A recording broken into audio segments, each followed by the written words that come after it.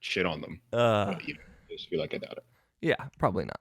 Hey, everybody, welcome to Video Games. This is we are Video Games. We're about to get started. There's not gonna be any bonus content this week. We are down one Brian Nabishan Jackson. He's hopefully sleeping, getting some rest right now. But if you see him, I don't know why you would, but tell him you love him. Let's go ahead and get this party started. What day is it? The 23rd? That sounds right. Don't you remember this organized chaos, Jarrett? That's what I call it. Yeah, what day is it? What day is it? Who am I? It is Saturday, November 23rd, 2019, and you are listening to the Irrational Passions podcast. I am Alex O'Neill, your host this evening. I'm joined by three very lovely gentlemen. Join me firstly, Mr. Scott Guthier. Hi, Scott. Hello. Join us secondly, Mr. Tony Horvath. Hi, Tony. Last week I had something cool to say, but I forgot it. It's all right. We didn't have a show last week, so Yeah, we'll bring that cool out throughout the episode. It just takes time. And Mr. Brian Nabishan Jackson will not be joining us tonight. He's taking the night off. Instead, from the editorial side, we do have Mr. Jarrett Green. Hi, Jarrett. Welcome back. I like that Tony remembered that he had something cool to say. Oh, yeah. Scott said something, and I was like, shit, I had something to say. But that's like as far as it got for him. Yeah, then it was like 2 seconds of what the fuck was I supposed to say? I mean, I imagine it's kind of like a sense memory. You're like, I remember feeling like I've been here before and I had something cool, but not today. Not right now. You just gotta vibe it out. Welcome back, Jarrett. It's been a minute. Well, it's not been that long. It's been a couple months.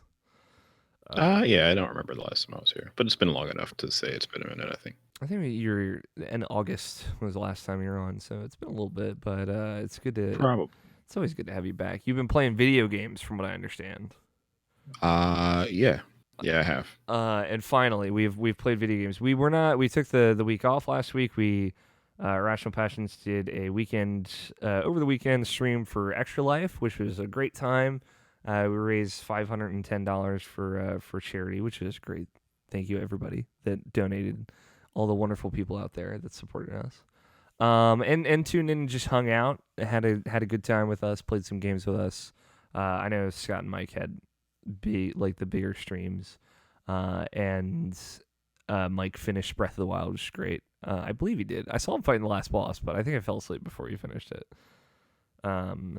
And so that put an end to his Mastery of the Wild series. So it was a good time. Thanks everybody who checked those out. We're cutting through the fat like a fine, perfect steak, just like Scott likes it. Cut off all the fat. We just want the good meat here. We're gonna get right to video games. I want to talk about What's wrong with fat on a steak? Listen, I'm not saying that I don't like fat on a steak. I'm just trying to be. He's saying that I don't like it, and he is correct. All I'm saying is fat is flavor. Let's take the. They both start with F, so like Everything you eat is flavor. Everything has flavor. You have flavor. Yes, and everything's a diet, but really it's not. It's not. It's just you take the little bits of fat and you put it in the microwave and the fat melts onto the steak and then you eat that. If only that's how that worked. Actually, maybe that's not. Well, you can render fat previously in a pan if you would like to fry it in that, but that might be more work than the person wants to do.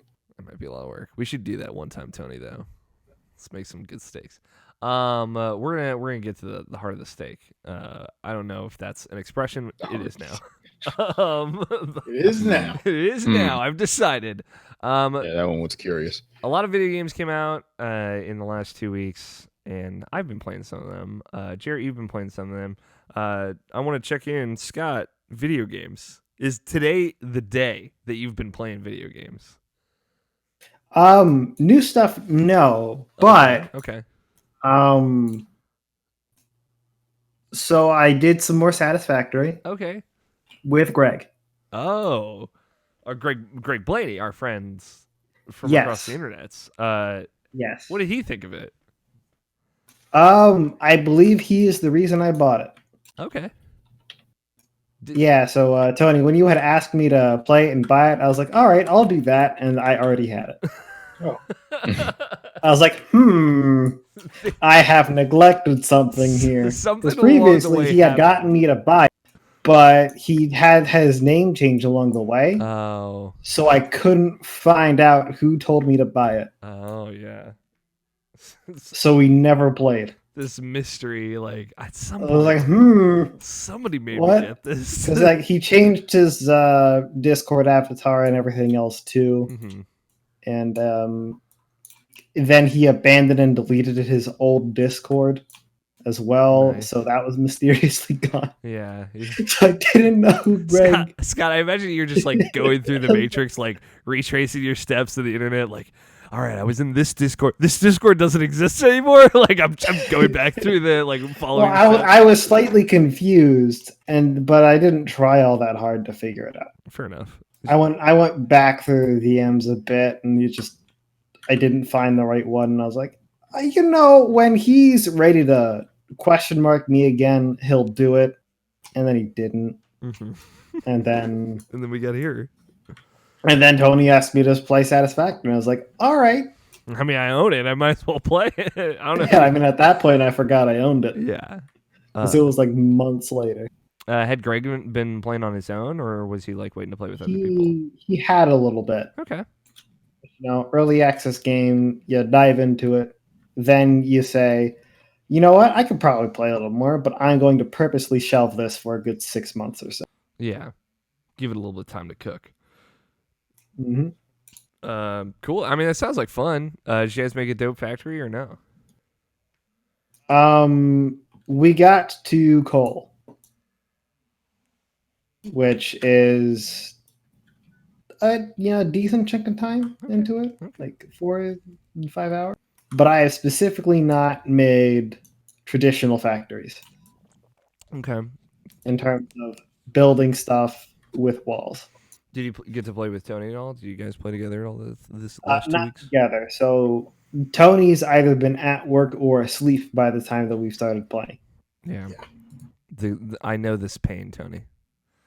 The great multiplayer alignment, where the stars align and finally we can all play Satisfactory. Oh yeah.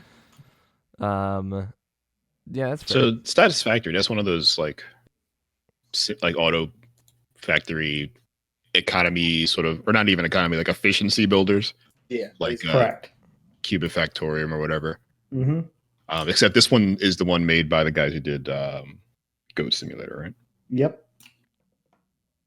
Oh, see, I know. That's the Goat Simulator guys, really? Yeah, Coffee Stain. Yep, same team. That's cool. Yeah, I've. It's one of those things. Like every time you guys talk about it, of like efficiency simulator is a good way to put it. That's a good turn of phrase, but just like I like because everything kind of moves by itself, but the point is you want it to move the best it could move. Yeah, I like the idea of building it the best you can, but also understand relearning the system as you go through it. Kind of familiarizing. Yeah, interesting. Familiarizing yourself with the systems and everything again.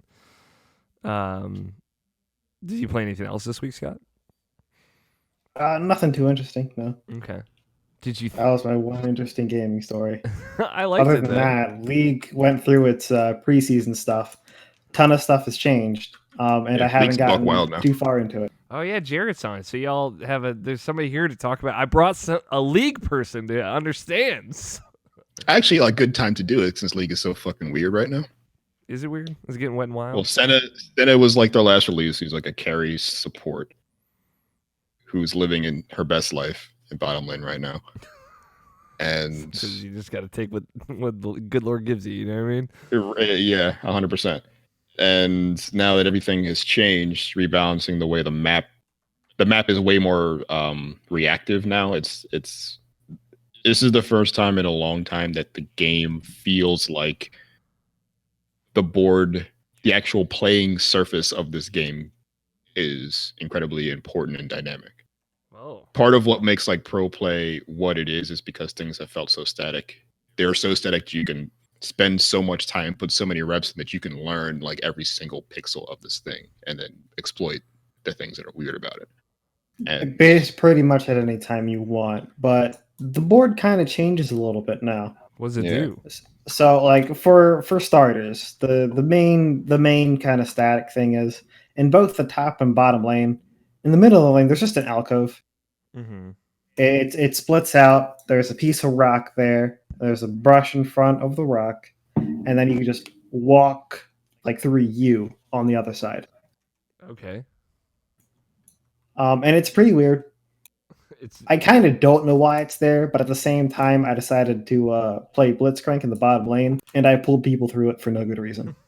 So I didn't know why it's there until I played a game today, and someone stood in the middle bush and flashed over that to get away from me, and that was impossible 2 weeks ago because there was a wall there you couldn't pass through. So I see exactly. it does allow counterplay angles that didn't exist before. And it gives you it cuts off vision. So there are now 3 bushes in both top and bottom. Mm-hmm. So you can no longer have all around bush coverage of the land. So if a champion's kind of dependent on not being seen immediately, like a hook champion, i.e. Blitzcrank, you can't ward him out now. Interesting. You do not have enough wards, at the very least, within the first 10 minutes of the game to do that. And if you try, which you can't, you lose all vision of the jungle. Yeah. So that's cool. That adds another thing that you have to pay so attention to. that's the one that's static. And these other ones are a bit harder to explain because you'll see when I try. So every time you get a dragon killed, another one is going to spawn, and while that theme is spawning, the map changes according to what dragon is appearing. Whoa. The first one is going to be a mountain drake, which adds a mini wall in the pit of the dragon at the mill. So instead of it being a one kind of big open entrance, it opens up into 2 smaller ones. Yeah, I'm looking at pictures of all the stuff you guys are talking about. This is wild, honestly. Mm-hmm. And then there's it puts up rocks in a similar fashion to the alcoves in top and bottom around places that could fit it. Yeah, I see that.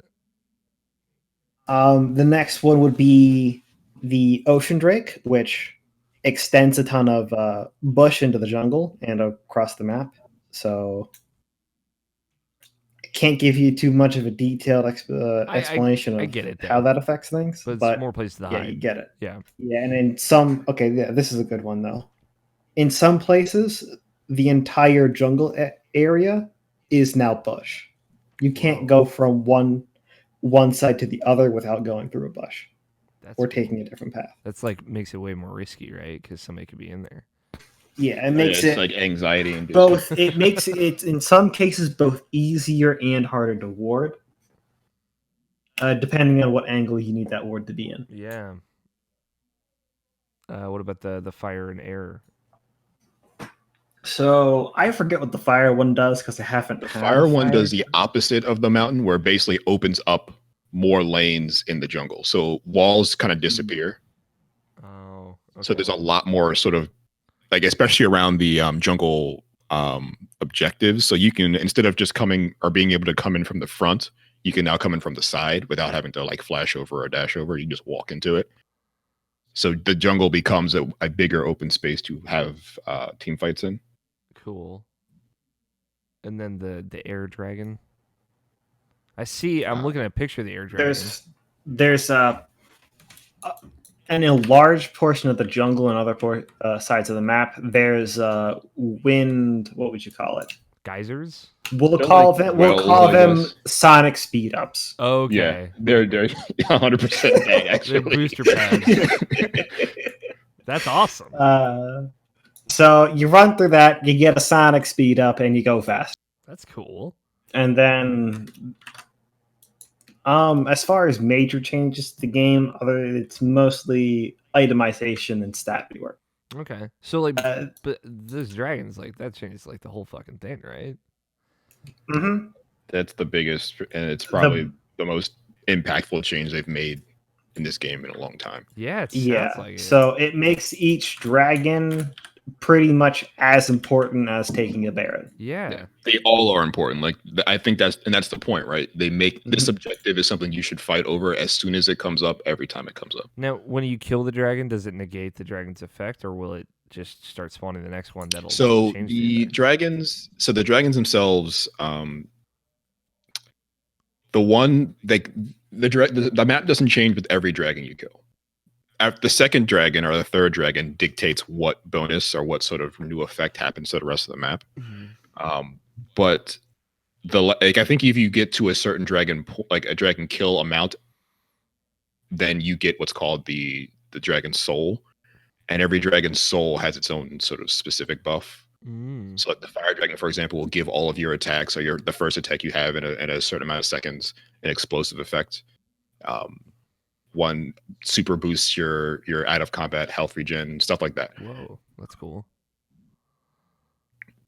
So they don't necessarily negate one another. It's the point being like every dragon is now a compound effect to the dragon before it, because instead of before it was like if every dragon gave you a bonus and that bonus would multiply every time you got a dragon like it. Now it's more like every dragon is a step towards like A, the board changing, and then B, getting a soul. So it's one linear thing that is everyone's fighting for, and the final bonus is something that is highly advantageous and has a huge effect, but only one side will gain the benefit of. Now, one of these League of Legends boys has been totally silent on this. Tony, how do you feel about these big changes? Some of them are okay. Some are not great. I think that they've shifted the power dynamic of League so far towards the bottom of the map that top lane is pretty much irrelevant now. As a top laner, I feel like it's always been irrelevant. Yeah, that's true. But even more than before, it is like you basically are forced to take some kind of who has an active ability to get to his teammates and also take teleport, or you're just not going to be relevant. And it's so hard to play that role now, because basically you have to win your lane or go even in your lane and hope that the rest of your team either you're able to get enough of advantage to go help them, or will do fine without you, and also try and keep the enemy top laner in your lane. Otherwise, the entire rest of the map's fighting at a disadvantage to try and take these very important objectives. Yeah, it's like the same issue, but now like the risk, the loss and the downside is way bigger than it used to be. Yeah, it's super bad to lose a couple of dragons early, and like if the enemy top laner can teleport down to help with that objective, that's like gonna swing the game at like 6 minutes in. Damn. Right, and that's the other big problem with it, is that it is swaying the game at 6 minutes in.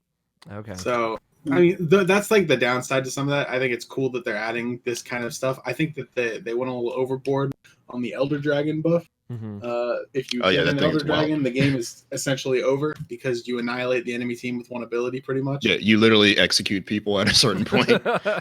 It's like, yeah, literally you get them to like 1/5 HP, and like a fucking like ghost Elder Dragon appears above you and just zaps them with a fucking mouth. Excellent. It's kind of intense. Sounds intense. To be fair, though, games don't last that long anymore. I think that's kind of true. the idea. It's like, what if a game gets to 35 minutes? Then like we need to end this. Yeah, it's like a hard commit to like we don't want games to last that long anymore. Yeah.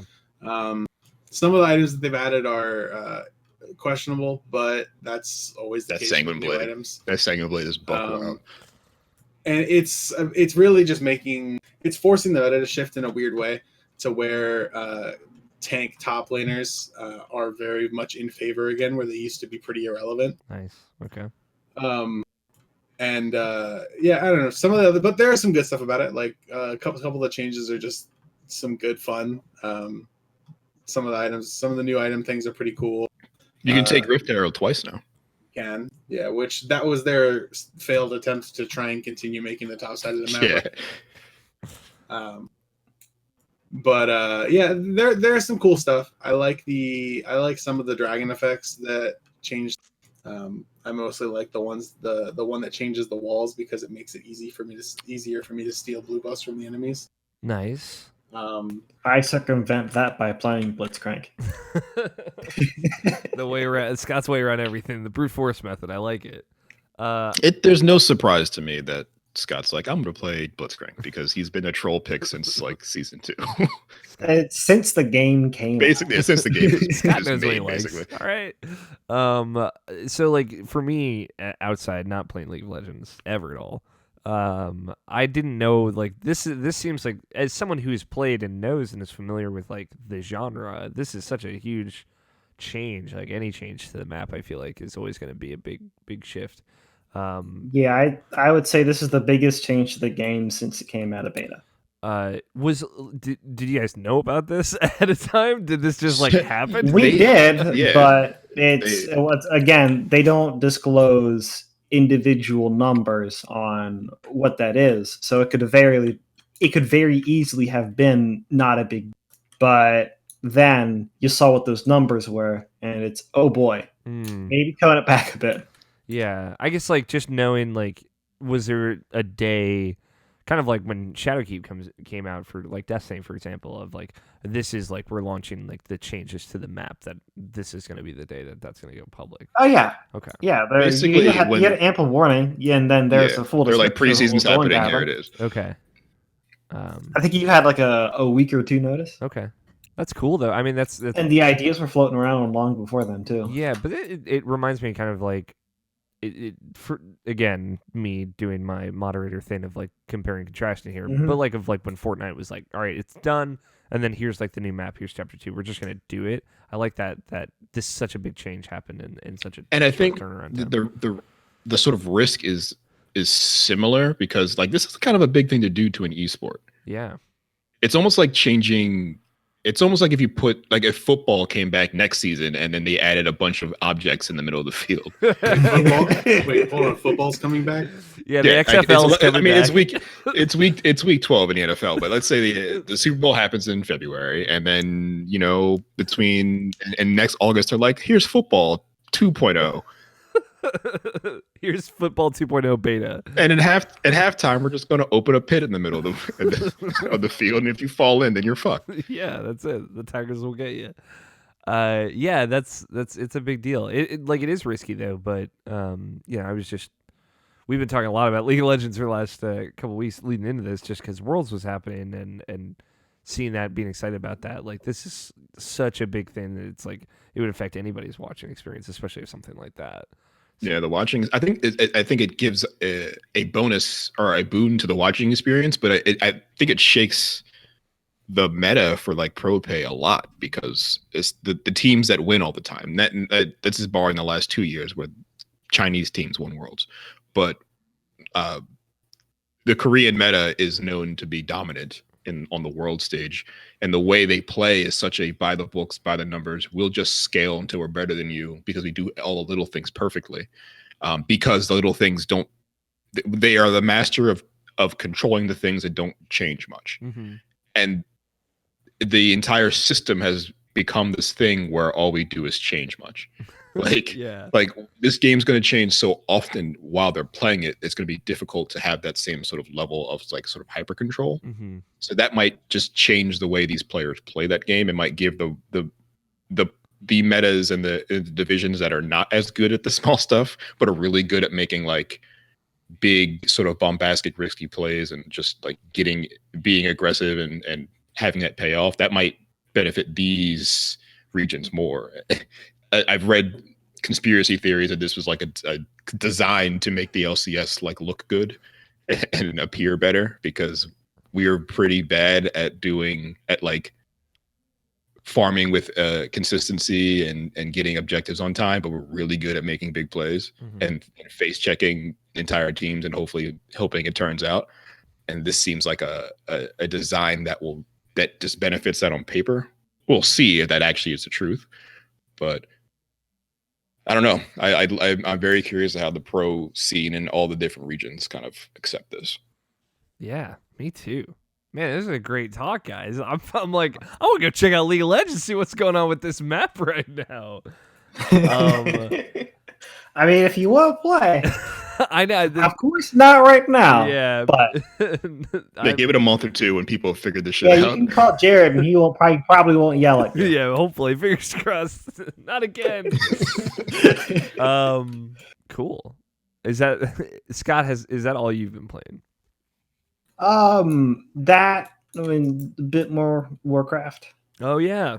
Is there an important Warcraft update or not really? I didn't really talk about PvP last time, did I? Not most recently. You've been mostly talking about just progressing through the story. Oh right, that's because PvP wasn't out then. Okay, well, PvP's out. Oh, like the dedicated PvP mode. No, the honor system is out, Oh, which okay. means PvP is out. Okay. If you are 49 and above, you can't quest a level anymore. Oh.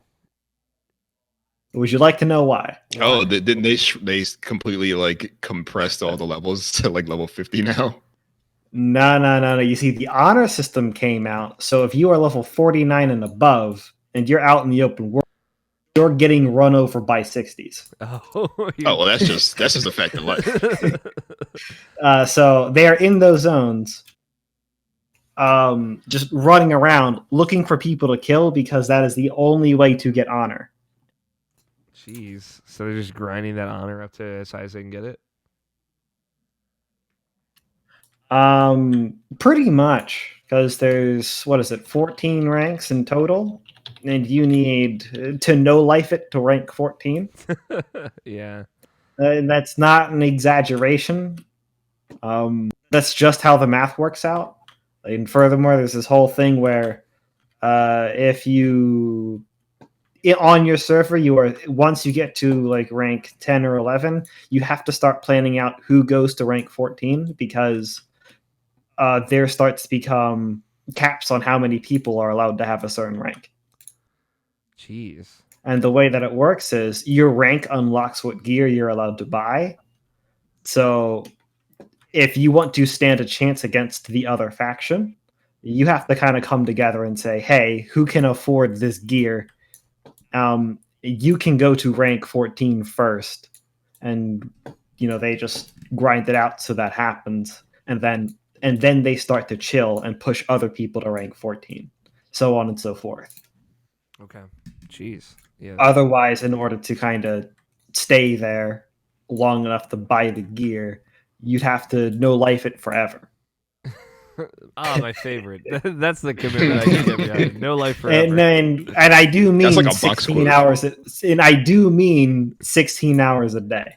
If you do not do this, the people who hit rank 14 have to PvP 16 hours a day.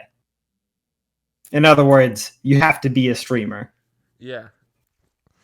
Or you're not doing it. That seems Back like in my day, people were playing 16 hours a day as prisoners in South Korean jails to raise gold for the economy of Korea. They were in like logging into other people's accounts and just doing it like, welcome to our gold farm. You had to go to NeoGAF. So it's just a function of how many more people are playing this than there used to be. Yeah.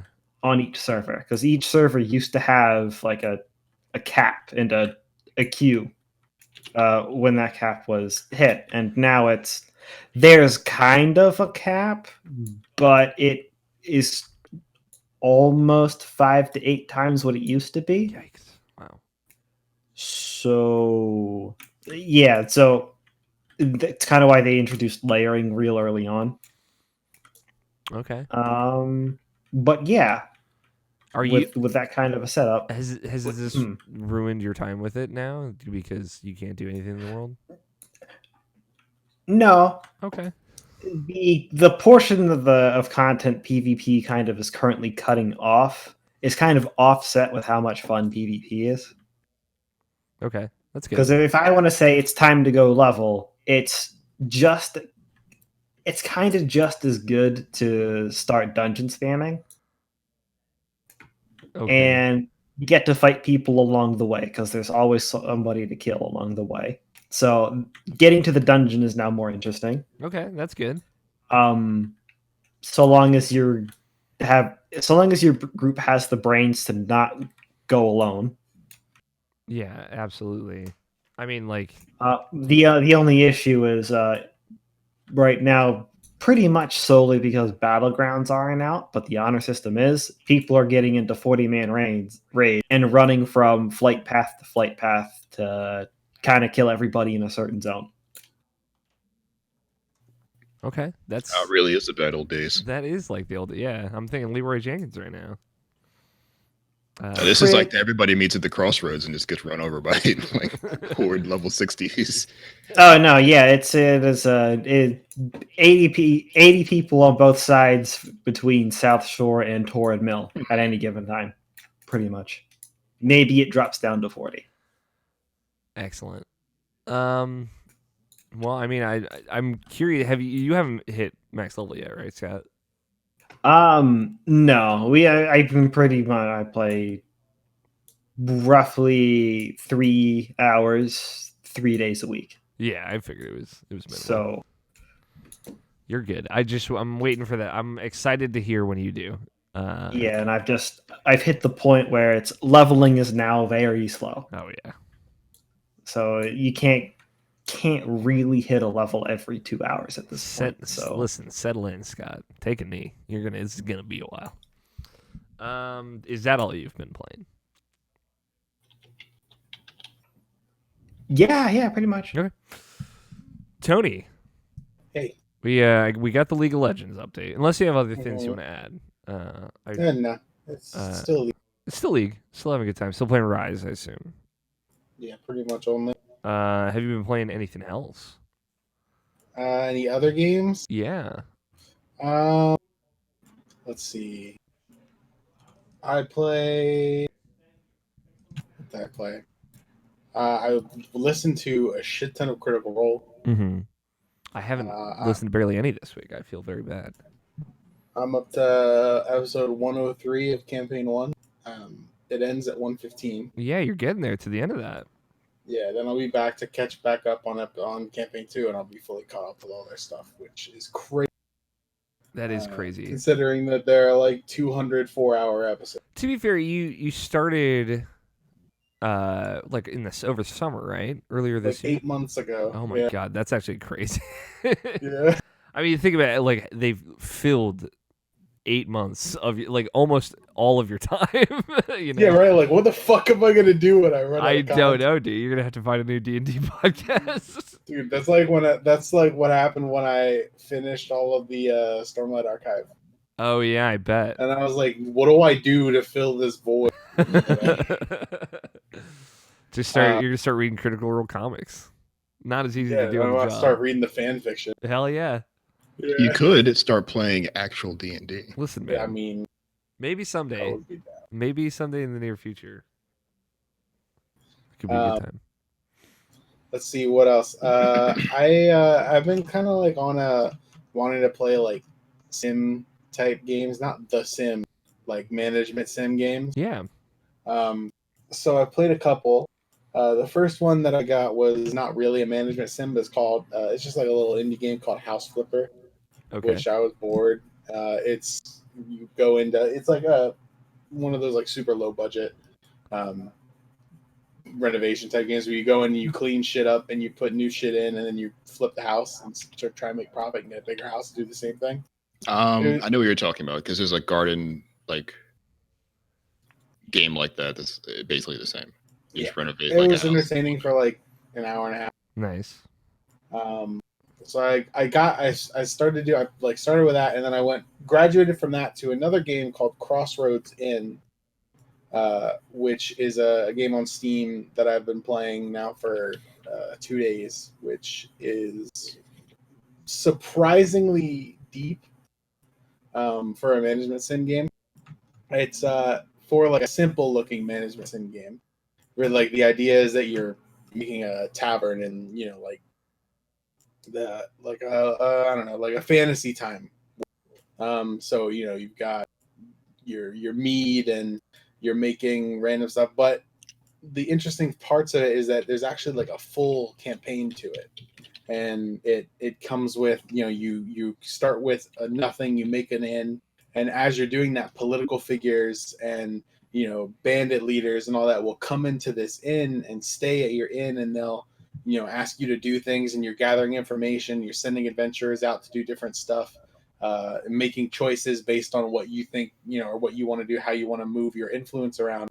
At the same time, you're creating trade routes to other nearby like towns and villages to bring in more and more different types of materials, because you're also micromanaging this whole inn on like underneath all of these political happenings that are going on. And it's surprising how much there is to that. Like you'll have someone come in and there's like a war brewing, and the lord commander of the war will pass through, and her like second in command will stay at the inn and be feeding you information and telling you like, hey, what if we do this, how like let's try and do, they'll have their end like with a thing they want to get done, and you could go with that or you could go with a different thing, and you literally shape the way that these wars and things turn out based on how you deal with these smaller things with the leaders of these political factions, and it all kind of intertwines together, and it's pretty cool. It's very surprising to have that kind of thing on top of like more of like a sandbox in management simulator. It's been pretty cool. It was not very unexpected and kind of has drawn me in for a while. Yeah, it sounds really cool. It sounds like a thing that you can kind of settle into as well. Yeah, I'm curious to see how long I will stick with it, because I've only been playing for a couple hours at this point, so we'll see how much is really there once we get past like a couple big story beats, which I've been through a couple big ones already. But yeah, it's neat. It's a unique game. Cool. Any other management sims you've been ducking into? No, just those two so far. Any other games? No, but I did want to mention a pretty sweet publication coming out on limited run. Mm-hmm. I sent you guys a text about it earlier, but I'm very excited about it. Yeah, Valhalla coming to Switch. Well, it's already on Switch. But physically coming to Switch. But yeah, there's a physical edition being a limited run of that being, and also along with that, a limited edition collector's edition is for Switch is going to be printed as well.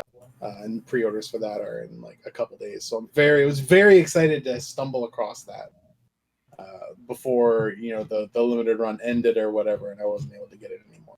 Super hype. Yeah, I'm excited. That's cool. Anything else, Tony? That's it. Cool. Jarrett Green, my good friend. I don't know if you came onto this podcast expecting to talk about League of Legends. But I hope I delivered. It comes with the territory, I believe. Yeah, sure. You know what like arena you're stepping into. Let's not talk about League of Legends, although I appreciate everything we did say. What do you want to talk about first that you've been playing? Well, I think we've both been playing two of the games I've been playing. Mm-hmm. So I'll talk briefly about the one you haven't been playing, I don't think, is Gwent. Yeah, shout out to Gwent. Gwent got released. It finally came out of beta and launched earlier this year, and it's finally released on iOS. I want to say a month ago, maybe. And that's really when I got into it. So I had gotten into it in the original sort of beta version of Gwent. I want to say like a year and a half ago on PC. And I did a little writing about the pro scene at the time. But I kind of fell out of it because for plenty of reasons, but mostly because I don't really play card games on my computer. Mm-hmm. Like that is something I'd rather play a round of like in the middle of things I'm doing somewhere else. If I'm sitting in front of my computer, I got so many better things to do, I think. As much as I like Gwent. Since then, though, like Gwent, the game that has launched is an entirely different version of the game that existed back then. And even then, this competitive version of Gwent's a pretty hefty has a sizable difference in the Gwent you'll play in The Witcher 3. The Witcher 3's Gwent is designed as a one-player game, so there's lots of sort of It's broken. hard to counter, like unplayable, like uncounterable, stupid combos you can just do to the AI because no one cares. Yeah, it's great though. Oh, it's great. It is. It is. Like it's perfect. I think the big problem with the Witcher 3 Gwent is that everyone basically builds the same deck because it's impossible not to once you have all the cards and like guard spies, man. You just like what else? Like why you just throw a bunch of spies in the other dude's field and then in 2 turns you just blow everything up. Yep. Great. Perfect idea. But nowadays Gwent has 1 less row. Whoa. There is no siege row. It's just a melee and a range row. Can you just play whatever wherever? Like you play wherever. That's so weird. Certain cards do have bonuses for being played in particular places. Okay. Like their passive ability won't work unless you play it in melee or whatever. But it still counts as like the 9 points or whatever it would give you if you play it anywhere else. Maybe you don't want the passive or don't need the passive to work. I play monsters, and there's a dragon that will kill the lowest number monster on either side at the end of every turn. Maybe I don't want that to happen, but I do want his 9 points, so I'll just put him in range instead of melee, and he still works. Got it. I think it's a bit more legible this way. There really is no reason for 3 rows. Ultimately, it's just another thing to give a label to. But it also makes more sense when you're watching Gwent be played. And the interactions between cards and the way you can interact with the other player it's way more satisfying than it used to be. Spells and stuff are way rebalanced. It almost feels like they are rarer, but also they are stronger. There are resource limits. Like there's a resource like limit to building a deck. You can't just put whatever card you want because every card costs a certain amount of this resource. So that's its own sort of balance. Lots of stuff there to immerse yourself in. It's pretty cool. Do they have like a deck building like arena mode that you can kind of like buy into? They do. Okay. Yeah. It's like a draft mode, yeah. That's cool. I like that just because like it takes the pressure off of me having to know how to build a deck to some extent, right? Of like, well, I think in a way it's almost like you definitely have to know how to build a deck more, but you're not already you're not hamstrung by not having the best net deck thing. I'm not suffocated by infinite options, right? I have a thin in front of me and I have to kind of build from that, and I kind of like that. And the limiters, everybody has that, so like. Yeah, everyone's on the same page. The playing fields, yeah, it's way more even that way. Mm-hmm. That's how I play Magic. I don't play Standard. I only draft if I play at all, because for the same reasons. I don't want to walk into a room with a dude with like his sweet sleeved deck and like his fucking play mat. Tony Horvath right there. Washed. Like I don't want it. I get it. I understand it, but I don't want it. Yeah. Hit me up with the draft, $15. Give me some packs, and we'll figure it out. I'm kidding, Tony. Tony's got all of his cards ready, sleeved up in the little. No. Listen, that was me at some point in my life. That's just not me at this point in my life. Everybody had that stage in their life. I definitely had that with Pokemon cards. I missed part of this conversation, and now I feel very slighted. For no.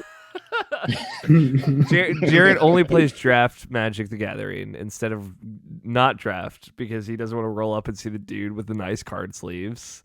I.e. Tony Horvath. And I already know what bullshit's what's in wrong it. with nice card sleeves? I have nothing wrong with the card sleeves. What I'm saying is I know what's under those pink card sleeves. I know there's anime titties on the back and a bunch of bullshit on the front. Oh, see, that ain't me. That ain't me at all. Gotta have style. Gotta have the matte back, so they don't stick together. You gotta have the classy play mat from like the most prestigious event that you've been to. Like, for example, do you get the leather card cases? No, but if I were to go to like a constructed event for Magic the Gathering, which I don't have Magic cards really anymore, in physical versions or anything like that, but if I were to, for some reason, have a deck for an event and go to one, I would use like a playmat from like one of the legacy tournaments that I went to when I was playing forever ago, because there are not many of those, and mine are in mint condition. Hell yeah. That's my So boy. when I bust out the fucking mint condition Dark Confidant playmat from GP New Jersey, people gonna be like, "Oh shit, this guy was." Oh, it's that guy. He was there. Here he is. You know, that guy went to that place and did that thing before I was born. Mm. Exactly. So that's me. I ain't the anime titties guy. I've seen the anime titties guy. I went like when I was very young, and the first time that I was exposed to magic, when we went to events, there was this person who every single time we went, he was always there and wore the same off-white because it was not because it was off-white, but because it was dirty tunic, like a straight up tunic. So I've been exposed to that type of play. It's a very interesting experience. Yeah, if you're not from Middle Earth, don't wear a tunic. Yeah. That's just or general high rule. roll. Unless you're like slow roll crafting your Well, own. I mean, like in Hyrule, there's still only one person. It's allowed just to wear one it. fucking dude. He's a weirdo, honestly. Don't mess He's with a him. silent weirdo. He's a weird. He doesn't talk to anybody. Just shows up, and gives people chicken eggs. It's weird.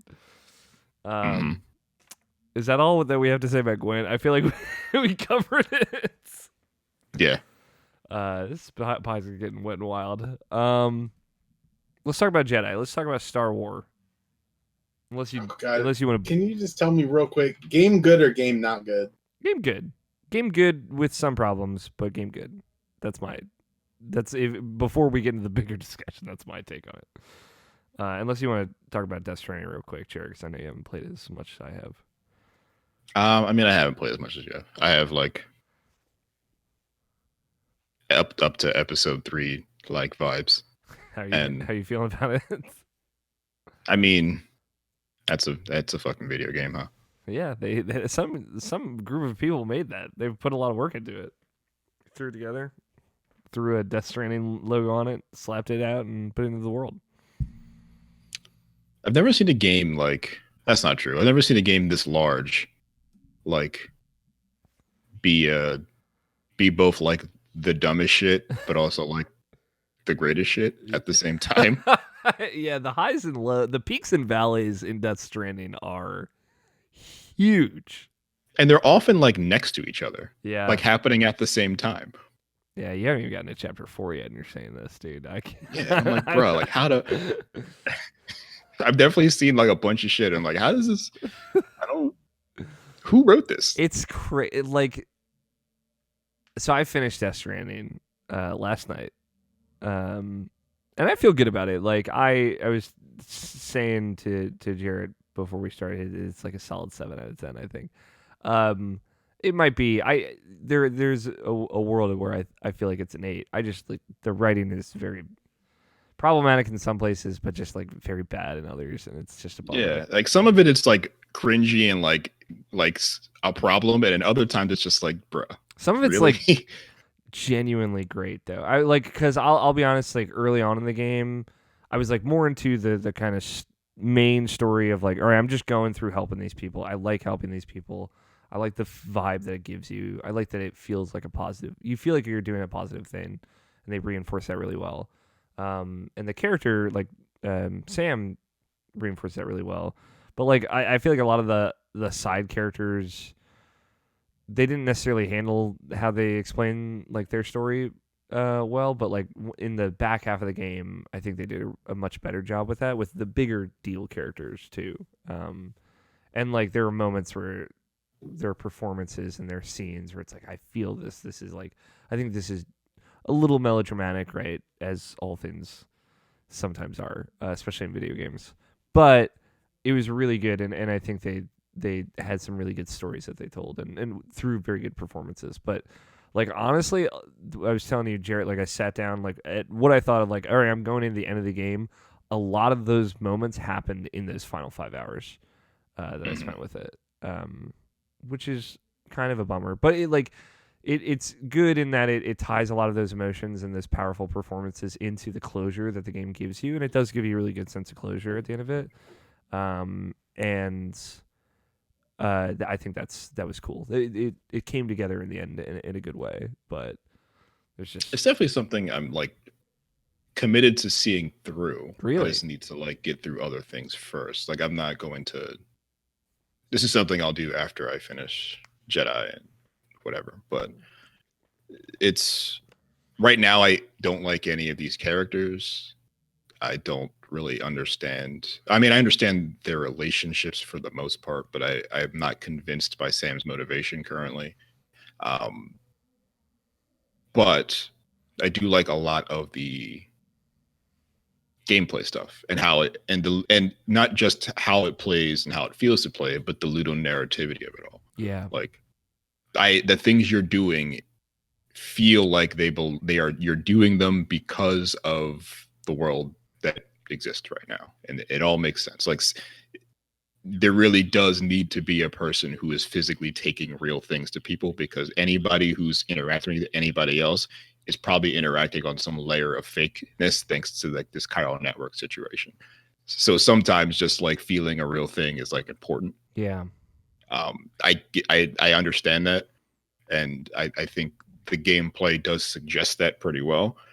It also does things you don't expect. Like I haven't experienced it, but a friend of mine experienced the void out that you can just kind of have in the middle of it, like really in the game. Whoa. That they're not just scripted events, like they can happen to you. And he was like, "Yo, I did not expect that to happen to me." I kind of want to make that happen did. just to see what happens. And it does change. It does definitely change parts of the gameplay. Wow, that's awesome. And it's interesting that threat doesn't just exist as a story. It exists as a thing that can happen to you just by trying to do stuff. And obviously, like, what's great too is like narratively that it has a huge impact. Obviously, every time there's a void out, they talk about like they're essentially like bombs going off, you know. But like that also has a direct effect on your journey and like getting from one place to the other. And yeah, that's cool. Yeah, that's exactly what he was like. I'm going to try to take a shortcut. It's going to be rough, but whatever. And then it got too rough, and then it made it even rougher when you try to do it again. This like it does a really great job of leading those organic moments into happening and giving you just enough tools to encourage you to try and get yourselves in those situations. I think there are even times where I'm like, I'm going to try and break this by like sidestepping up this mountain, and like usually like that is maybe a more direct route, but it leads into more risky territory and stuff like that. So there's always like a pro and a con to what you're doing. And I think they do a great job with that. Mm-hmm. Yeah, it's a good point. Like this game is like literally just context. You know, it is like you're doing everything that happens off screen in other video games. Like, you know, yeah, 100%. You're the guy that's like restocking the inn with new items when you go to the new town, right? Like, so you're just doing the thing outside of that. But I love that. I talked about it 2 weeks ago on the last episode, but there's just like this pureness of what you're doing, both, you know, narratively and mechanically, that I just, it really connects with me. I know you're literally just a UPS guy, but it does a great job of like kind of making that a really important thing in this world, but also through a less subtle, you know, kind of background narrative.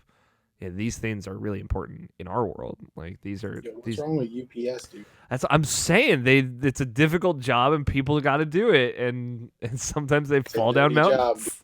It's a dirty job, and like in the evaluation of what that is and could mean, the easy mode is saying, all right, you just kind of have packages they're in a menu somewhere and you go hit a button and you just give them over. But this game kind of evaluates like what walking and riding and carrying can be in a game. Like it made encumbrance like its own set of like mini systems. Yeah. So walking and staying balanced and staying over encumbered or keeping your haul safe on the way through your journey all like affects how you even plan for the journey in the first place.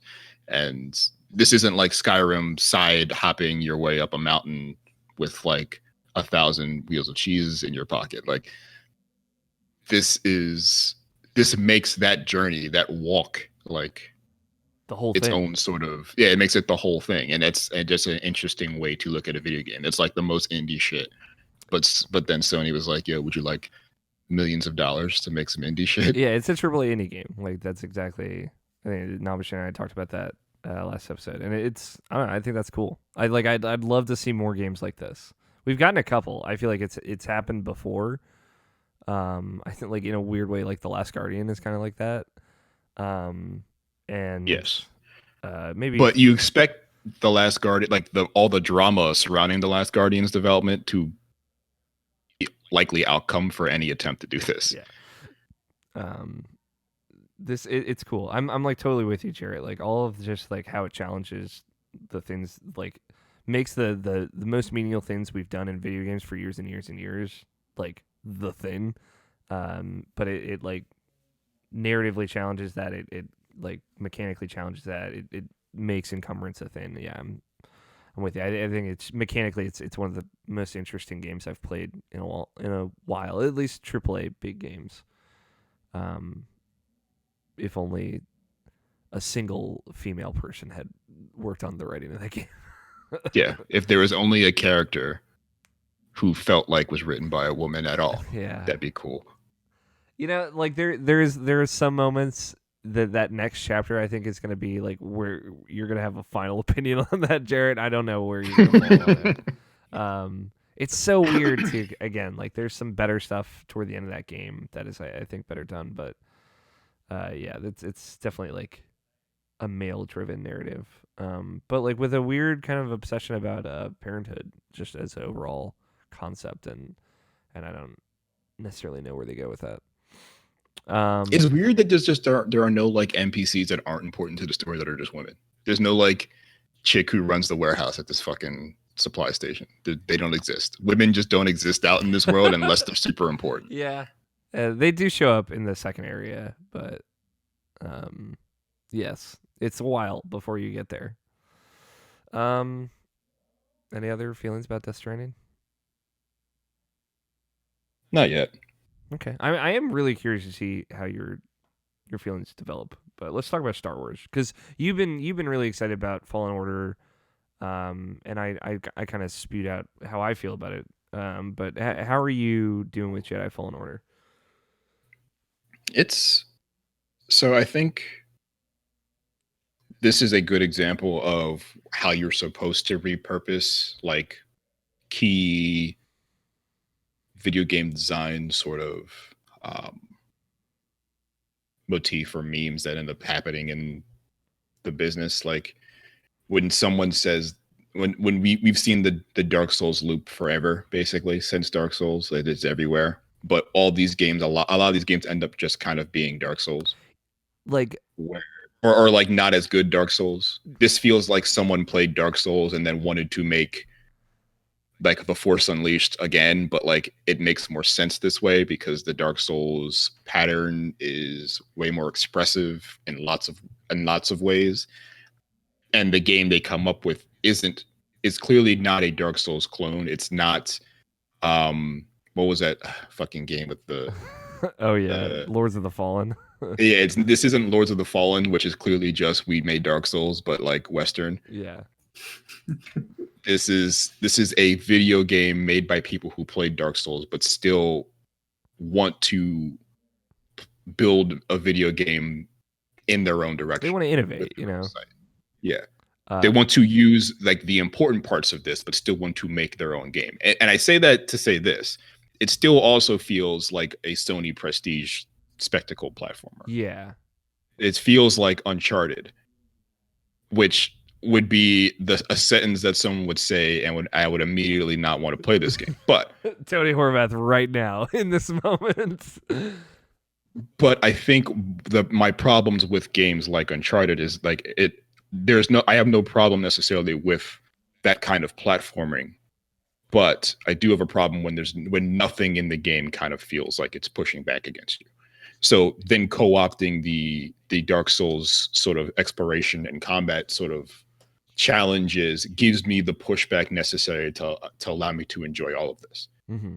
Like, but like also Metroidvania, like that's like the third little magic. And to be fair, like Sekiro, I feel like had a little bit of that, but it didn't have the map. Yeah. So it wasn't like fully committed in my opinion. I'm saying Dark Souls when I should be saying Sekiro, because this game feels way more like Sekiro or Bloodborne than it does Dark Souls. Yeah.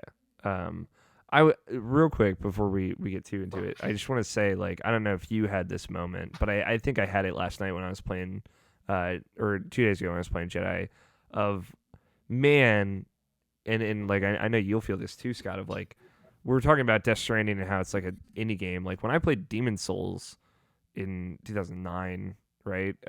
Like that in a lot of ways feels like an indie game to me. In just like how it is like a totally fundamentally original thing or like a different kind of take on behind the back character action games. And like here 10 years later we were playing like a canonical Star Wars story modeled after that game.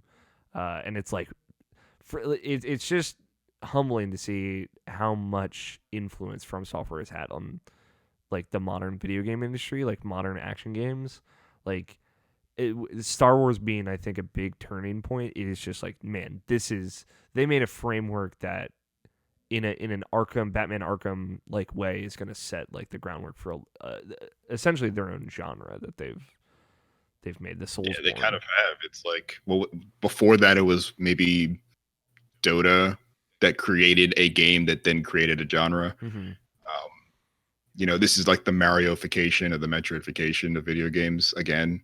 And that doesn't necessarily need to be a bad thing. And this is proof that it's not a bad thing. Yeah. And like there's so many merits to that this like holds core, those tenets that it holds core as well. Like this game is about challenge, and like this game is about like barely overcoming a difficult obstacle or a difficult fight just to get to the next checkpoint, right? Like which has happened to me so many times, and I think all those fights are always satisfying when that happens. Like From Software changed the philosophy of like action games like this in a way that now it is affecting Star Wars, like one of the biggest in like multimedia franchises in the world. I just think that's so cool. Like talking about the last 10 years of video games, because it's the end of a decade or whatever. Think about some of the most influential, successful video game studios in the last 10 years. I think From Software has to be on that list, right? It's just really cool. It's a heartwarming feeling because I think at the very least, an influence. Like even if and it's impossible to say Dark Souls isn't successful. There's 3 of them, so clearly someone loves these, and are paying lots of money to see them. But yeah, like, and this is the best example of adapting that formula, and a formula that proves that it can be adapted in an interesting way, and also kind of gives me hope that it continues to happen this way. Like I hope this isn't the last best version of this. Yeah, it's weird. Like it definitely has, and I'm playing on Xbox, and I remapped the controls so it's like shoulder attacks. Kind of, I don't know if you've done that yet, Jarrett, but no, I thought about it because I need to go back to playing Sekiro, and that might be a way to actually allow me to do that. Yeah. Ever. It took a little while to get used to, but I think it was the right call.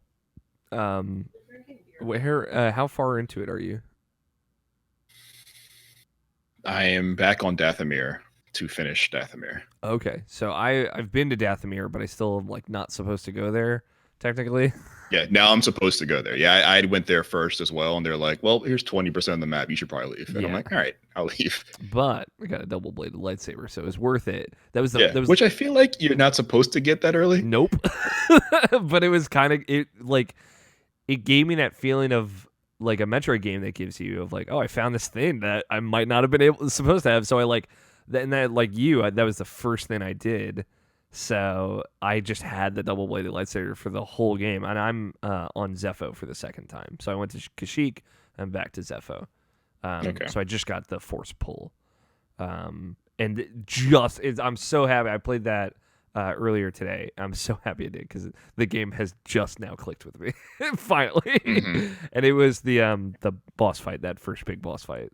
I'll be honest, I was pretty down on it before then. I was like, I don't know, the narrative isn't necessarily clicking with me. I like how it plays. I love the Metroid aspect of it because it is specifically Metroid Prime vibes, which is a lot of Metroid Prime. The map is literally just the map for Metroid Prime. It works equally as well. The way it shows, like, this is green, this is a power you have now, you can get through this obstacle. It's like great. They did a great job. The exploration is great. Like the first time it started clicking with me was after you get Force Push, which is, I think, another obviously big moment. But then you can kind of explore Zepho freely for the first time, and there are like these 2 big I guess optional areas that you'll have to do eventually. You get like the BD1 upgrades that you get from them, but I just went and did them and kind of, again, same vein as the double-bladed lightsaber, organically discovered these things and felt like I was exploring and felt like I was just being rewarded for exploring. I think there's problems with that, like narratively, but I think just playing it, I feel really great. There's a huge problem with it on Zepho because I did the same thing, and I'm like, oh, what's this crashed ship? I should go check it out because I can. And then you do that, and then you leave, and then you have to go back, and they're like, yo, you should go see that crashed ship. Exactly, that happened to me. I'm like, bitch, I just did that. I did it. There was a laser wall, and I didn't want to go to Kashyyyk to get a thing to turn off doors. Like, what do you want from me? But the Kashyyyk's, like, the set piece that they do there, really cool, you know? But yeah, that's where I'm at. Did you have the same kind of trouble with it? Did it, like, click for you right away, or did it have to get to a point with it? I don't know that it clicked right away. I think I was way more patient to let it click. I kind of knew out the gate, like, this is a game where everything sucks until it gets better. Like, your life is low, so you can't get hit very often. You don't have any of the cool shit. As you get your powers and combat opens up a whole lot, like, things get really cool. Or at least you feel like you have the options for a lot of things they're throwing at you. I don't know that things ever get Sekiro hard combat wise, but there are definitely points in combat where you're like, without having all of these abilities, you kind of feel I think there's a moment in, like, the Arkham games as well where Batman gets, like, a couple more abilities, like, maybe not all of them, but, like, a couple more, and now combat feels like you can do a lot. You feel like you have the answers now, or can figure out the answers. For me, it's like when you get in Arkham, the ability to break weapons and take them out of combat, or disarm people. That's like, all right, now we're cooking. Right. Yeah, it's way more about crowd control than Sekiro was, I think, and I think that's a big part of it. Yeah, because I think in Sekiro, like, everybody is dangerous, like, lethally dangerous, so you don't see them in large crowds as much. Where in this game, a stormtrooper could beat your ass, but the chances are he's not going to, because you can reflect the bolt back to him and kill him in one hit. Yep. But 7 of them might be a problem. Yeah, exactly. And then you break out that double-bladed lightsaber. I like that when you get it, it's like, for crowd control. I'm like, excellent. No, that's what I needed. And even then, it's not like a guarantee, because some of these, like, the most innocuous creatures can be like a fucking problem. Oh yeah, like little bugs that like hit poison, or like the super weirdly over aggressive rats. Yes, the rats are the worst. That are like one hit kills, but like just seem to know everything you're doing before you do it, and like just need to jump, dodging, weaving in between you into you. Yeah, it's like. It's a lot. And I think when they mix up the sort of threats, especially, I don't know if how far you've gone through Kashyyyk, but once you go back to Kashyyyk, like, you'll see a lot of, like, just a lot of mixing of these different types of creatures and enemies in encounters that really kind of bring the combat out a lot, because now the prioritization thing you're doing, like you do in Arkham games, is, like, happening. So you see, like, a giant spider, but you also see, like, here comes 2, like, big electric mace stormtroopers, and there's 3 other stormtroopers on the ledge, but they're shooting at these giant slugs that are attacking them, and then there's, like, a purge trooper trying to direct it all. It's really just, like, those kind of combat scenarios are really, really cool, and that's kind of really, really new. Like, I like this game. Okay.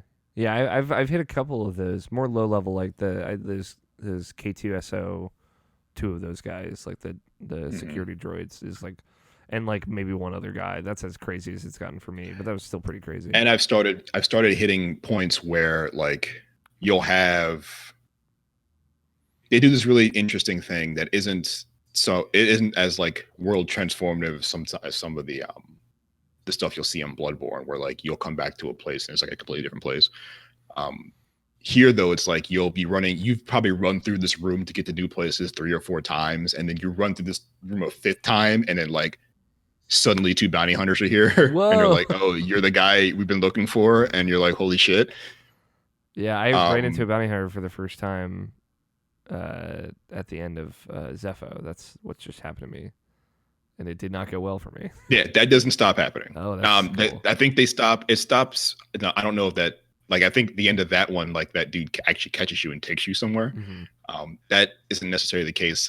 The next encounter I ran into, but it happens kind of the same way. Like, you're running through a place that you think should be safe, and then two dudes run out the door across from you, and like, there he is. I'm like, who the fuck are you? Wait, what? Yeah. That's really cool. Yeah, I would say, like, for the combat stuff, I'm playing on the hard mode, I guess, Jedi Master mode. I think that which they all are the even bars. I don't know if that's what you're playing on too. No, I'm playing on, I think, Jedi Knight, I think it's the regular mode. No, I'm playing on Jedi Master, and there's a Grand Master. That's the hardest. Yeah, yeah. So I'm on Jedi. I'm playing Jedi Master. Cool. Which is cool. I think that seems the way they laid out the difficulty bars. It's like, this is like the actual normal mode. Yeah. And it's cool. It is giving that same difficulty itch that a Souls game would give me. I think just a lot of my early game frustration and not clicking was me going to Dathomir first, which is, like, they say is more dangerous. Yeah. Like, they tell you this is dangerous, you shouldn't go here for, and you're like, whatever, I'm doing it. You're like, and you're not my dad, so I'm going. Right. So yeah, but that was brutal. That's really brutal. and I'm sure, as you know, Jarrett. So, but then I got the lightsaber, and it took me like an hour to get out of there because you can't fast travel to different checkpoints. So I'm like fighting my way back to the ship, like, please let me go. And then everything was like, okay, we're good. That can be a frustrating thing. I don't find that these maps are all that easy to navigate. Like, I don't know that the map itself even is very good at, like, directing you to places far away. Like, to rooms next door, sure, but I don't think it's a great map for, like, getting back home from, like, the bottom of, like, a thing. Yeah. It's a little obtuse, and it's hard. It's sometimes it takes a while to get from one place to the next, and it's like, I feel like I should be able to get to this place faster. Sometimes they'll open up good shortcuts, but sometimes then you come back to a planet and it's like, all right, well, I got to do this weird loop to get to where I need to go. So and it's incredibly dependent on you finding a shortcut, and if you happen to walk by that shortcut, then you have to just do it the hard way. Yeah. Which, you know, isn't my favorite. But the I think a big part of it was, like, the story wasn't really getting me at all. And I'm like, I love Star Wars to some extent. I think I've been burned a little bit by people that love Star Wars more than me. Who can say? Who could say? But it was the moment that they kind of really unveiled the villain and he started interacting with them more directly, that was like, oh, I'm in. Like, I really like this. But the other characters still aren't necessarily doing much for me. Yeah, and I don't know how much they're supposed to. I think they try a lot to, like, they do that thing where I guess Cal's supposed to like these people a lot, so you are too. And I'm like, well, I'm not actually flying through space with these people. They kind of skip over those things. So I'm not having casual talks with, like, Grease, like, over dinner or whatever. So I'm glad they're close, but this weird conversation they're having, or this weird moment I got to be in with them, that's not really doing much for me. Yeah. But the very, very cool villain so far. Yes. And honestly, I feel like that's Star Wars. Like, the heroes are exactly what they are supposed to be, and the villains are where you can be complicated. Not always. Not always. I mean, 3 prequel movies, the big thing to differ. But yeah. But on paper, they're more complicated than, like, the heroes. And even the story is, like, basically a basic Star Wars story, but in a time period in the Star Wars canon that is less basic. Mm-hmm. So I guess that context kind of flavors it in a way the writing doesn't. Kind of reminds me, I never fully played it, but I watched my brothers play it, but, like, Jedi Academy, like, you're, like, trying to rebuild the Jedi Order, right? Yeah. This is, like, the old, like, before Legend canon of, like, what happened between 3 and 4. Mm-hmm. Like, before Clone Wars kind of, like, fleshed it out, and before, you know, there's been, like, 3 or 4 different shows or movies telling you what happened after Order 66. Yeah. Jedi Academy kind of, like, gave you an idea of what could have happened. Yeah. If only if only it were canon still. Get that Yeah. shit out of here. Yeah, but overall, like I'm really positive on it now. I'm like I would say 10 hours in, so it did take a little bit for me to fully be in, but I'm into it now, and I'm excited to play more. Just explore. Like the Metroid aspect, the Metroid Prime part of it is the best part of it for me. So Yeah, I don't necessarily think like the bugs are a problem. yeah, it's a little rough. It's a lot sometimes, and it's not like charming in like a Bethesda game sort of way. Sometimes it's like this monster literally just spawned in on top of me, and I didn't know it was there because I guess I moved too fast for the computer. Sometimes it's you're jumping a jump you should make, and pop in just allowed you to miss the ledge, so you just kind of fall over. But I don't know that it's not such a distraction that you can't see why this game would be good in a way. Like WWE 2K20, for example, has bugs that make that game bad. It has also design that makes that game bad, but the bugs itself are like, I can't play this game. This game is like unplayable because of it. This is not that. But it has plenty of bugs that should be GIFs and should be memes and just aren't, I guess, for whatever reason. But if you're worried about that, then yeah, it's a thing, but I don't think it will take away much from your experience. Yeah, it's polished enough other areas that matter that like shines through. I think like visually there's some weird stuff with the lighting and just how it looks overall. And the pop in for sure, which is Unreal, like classic Unreal stuff. And but overall, like I think it looks good. It runs well. I'm playing on an Xbox One X. Frame rate stuff hasn't really been a problem, but just like the general bugs of like hit detection, collision, things clipping through each other, the pop in, the enemies falling through the floor, you die, and then I fall through the floor. Load times are miserable, which I'm sure is not even a problem on PC or something like that. But and there's like it depends. I'm sure it can be, I don't know. Yeah, I haven't seen it. Especially more recently. It's been all about optimization. Yeah. I don't know. Fair. I'd be curious to see what the load times look like in this game on PC, because they kind of feel like I don't know if they're actually as long, but in some of the places, especially Dothamir, like it feels like OG Bloodborne, like pre-patch Bloodborne load times of like, and it's just a black screen. Yeah, you're just like. Guess I'm just here. And doesn't want me to be. I appreciate that they're fully committed to their respawn mechanic being a mechanic, but the fact that you have to hit A to respawn and then it loads is terrible design, I think. Like, what the fuck do you think I was going to do? Yeah, like, or at least load first so that when I hit A to respawn, it just drops me in, right? Like, why is it the other way around? Or if you're going to ask me a question and give me the yes, you can also give me the no. Yeah. Maybe I don't want to. Maybe just take me back to the menu. Maybe I'm sick of your shit, so stop showing me the screen. I do like it. Like, I hope that lots of AAA sort of big budget games kind of take this as a lesson. Yes. You can, I mean, maybe not the optimization is a lesson, but the design is a lesson. Yeah. Like there's lots of shit you can co-op that like really cool studios are doing that you can put in your game and make it better. I promise you. And no one's gonna ask that many questions about it. Like, you know what? I didn't ask why Cal can just meditate in the middle of like a firefight on top of a cliff. He can just look over them, and then they come back. Yeah, I didn't ask why the stormtroopers come back. Yeah. I know why. I know what you're doing, so it's fine. Yeah. I do like also like a small thing that has become a greater pet peeve to me that they kind of solve is the difficulty. They tell you what makes it more difficult. Yeah, they do. The parry window's smaller, the enemies are more aggressive, and they do more damage. Like, these are the things that make it more difficult. Mm-hmm. Like there are lots of things that are hidden graphs and hidden metrics in video games that I feel like don't have to be hidden.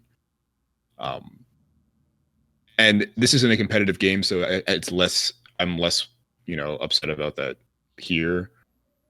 But like the revolution of fighting games, that has been like a lot of fighting games are showing you frame data in the actual games, because like that is hidden information that shouldn't be hidden. I like that. This is a really cool way. Like, people have been talking about accessibility and shit. This is a very easy way to be more accessible.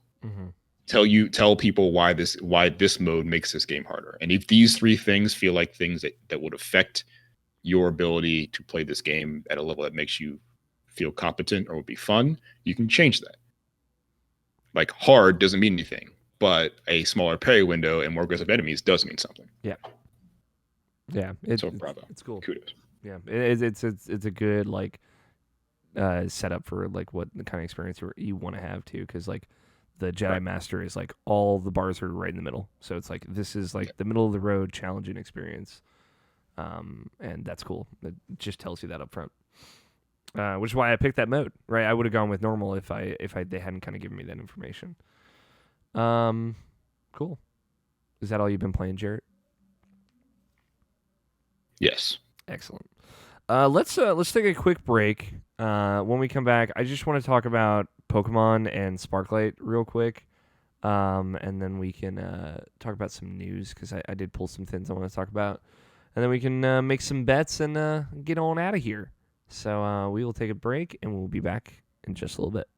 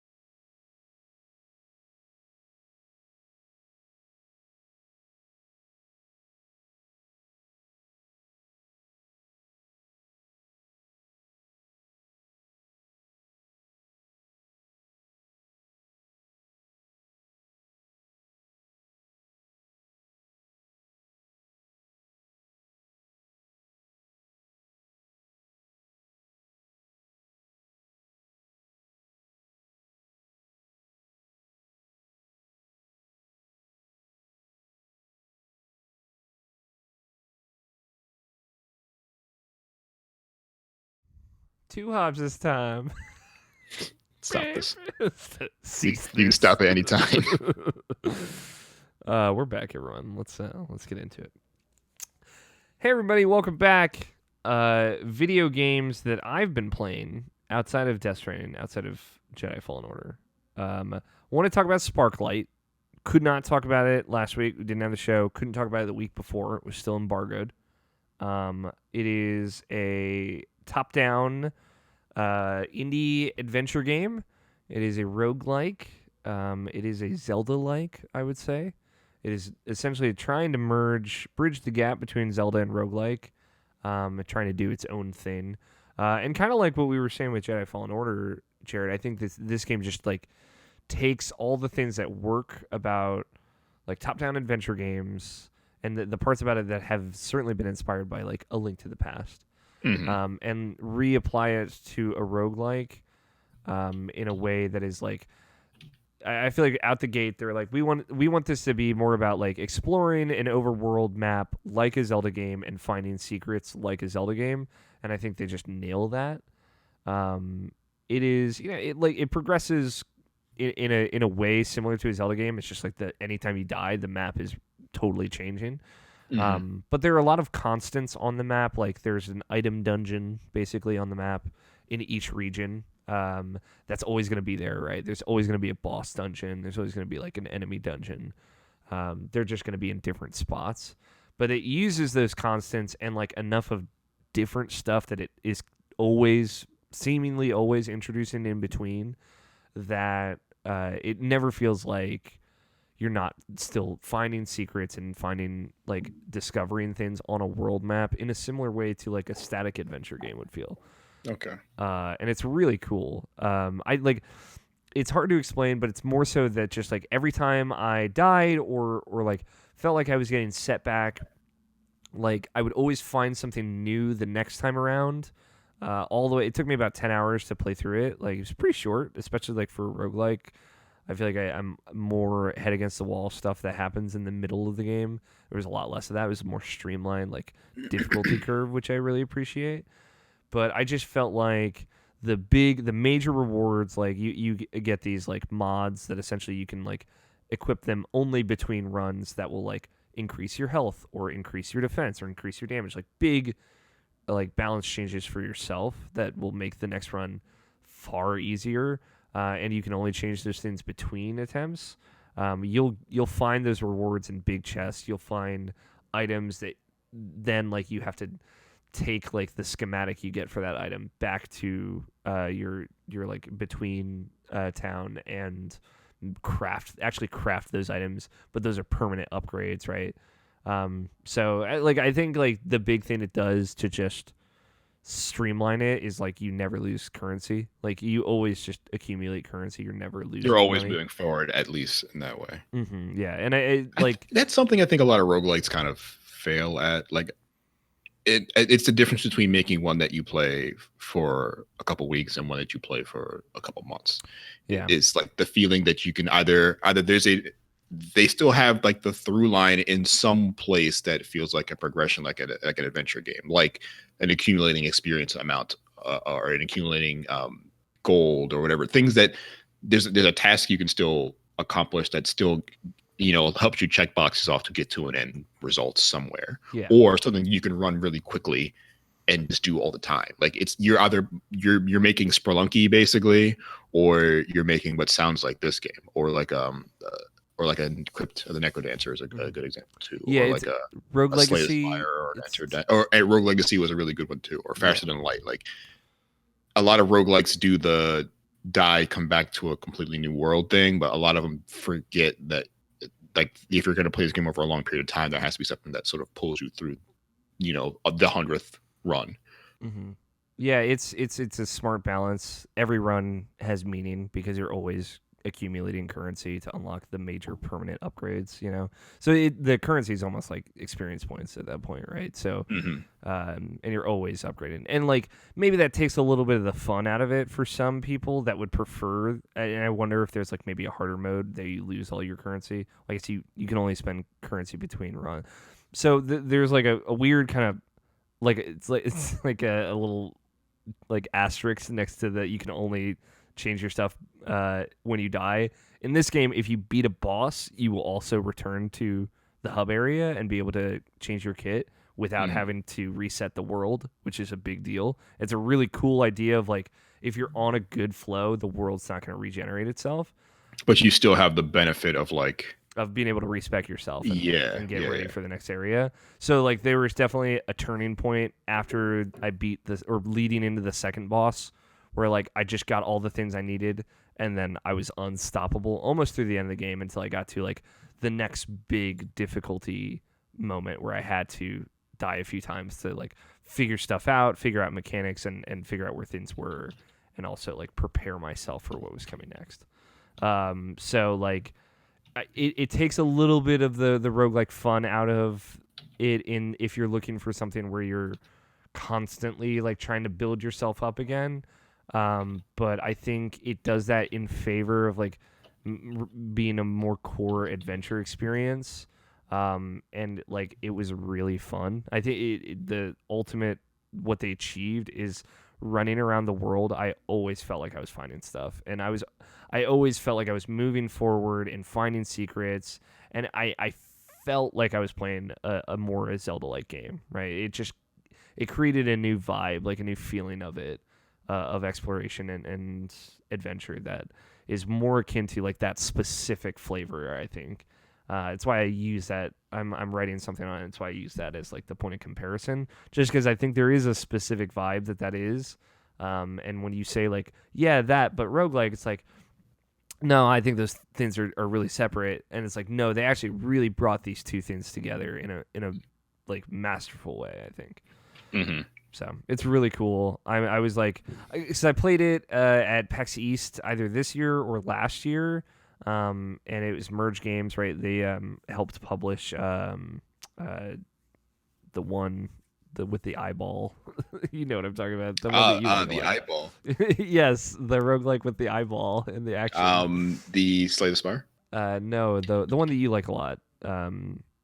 With oh god, I don't even know how to describe this game. Riot? Like I'm trying to think of Merge Game stuff. The Valve, not the big roguelike you were into last year that everyone loves. Dead Cells? Dead Cells, yes. I think they helped publish Dead Cells. At least yeah, they did.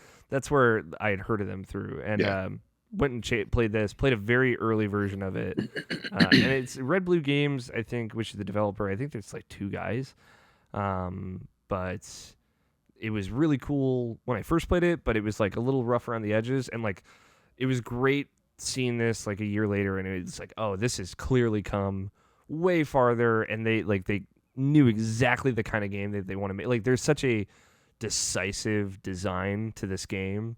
It's like humbling of like I feel like a lot of games, especially this year, like bigger games are like we kind of threw like a bunch of different things and it's like this is like two things and it does both of them really well and it's made really well. You'll get sometimes it's all you need. Like if you have one mechanic and like this is what you do in this fucking game and just like blow up every way you can do that, and you have a game. You just you overdoing it is sometimes, I think maybe not even sometimes, like often like a pathway to ruin. Yeah, so it's great. I highly recommend it. I think it's $20. It's on Switch, PC, Xbox, PS4. I would probably play it on Switch just because that seems like that would be the best place to do it. I played on Xbox One just because that was what I got the code for. So so I just say I don't know. Like the only thing I would worry about is load times with that, but because you have to going around the world, you don't have to. There's no loading necessarily, but when you go into a dungeon or if you go to a different region, like the East region, the North region, West, South, it has to load into that area. So I imagine that might be rougher on Switch, but overall, like it was just smooth sailing, great time. I know I'd already recommended it to you, Jarrett, but it's pretty great. And I have something I wrote about it. It'll be up this coming week of Thanksgiving. So, playing Pokemon Shield. That came out like a week ago. So it's weird because I've played so much Pokemon Shield. I've talked about it a little bit, and last year was a big deal for me because I feel like I got into Let's Go Pikachu in a way that I haven't gotten into Pokemon in a like ever, like not since I was a kid. And I actually had fun catching different Pokemon and trying out different things and just playing through it. And I actually finished it, which I hadn't finished a Pokemon game I think since Black and White 2. But shout out to Black and White 2, very good games.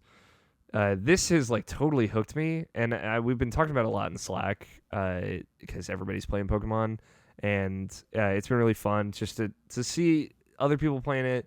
To like, I didn't really know about a lot of the new Pokemon going into this. I don't want to say I was full media blackout, but I was definitely trying to shield myself. Like, I didn't know what the starters turned into, things like that, and seeing all that in the game for the first time has been really cool. It's like there's a guy there, I think streaming for Extra Life at this point, but a dude's like a chef and he threw out an apple Pokemon. I didn't know there was an apple Pokemon, and I like was just. It was so surprising and hilarious that this man just threw an apple with little eyeballs sticking out of it in front of me. I lost it. I just started laughing hysterically. And I think Pokemon aspires to do that at its like best and worst of design for its monsters. And that was just a great, wholesome, genuine moment I had with Pokemon design. But yeah, like, you know, there's a Corgi Pokemon that's really great. There's a lot of new types of Pokemon, or like new type mashups of Pokemon. Like there's this Toxicity is like this kind of lanky looking dinosaur guy that has like bass guitar strings or like guitar strings on his chest that he strums. And he's a poison electric type, and which is a really cool mashup.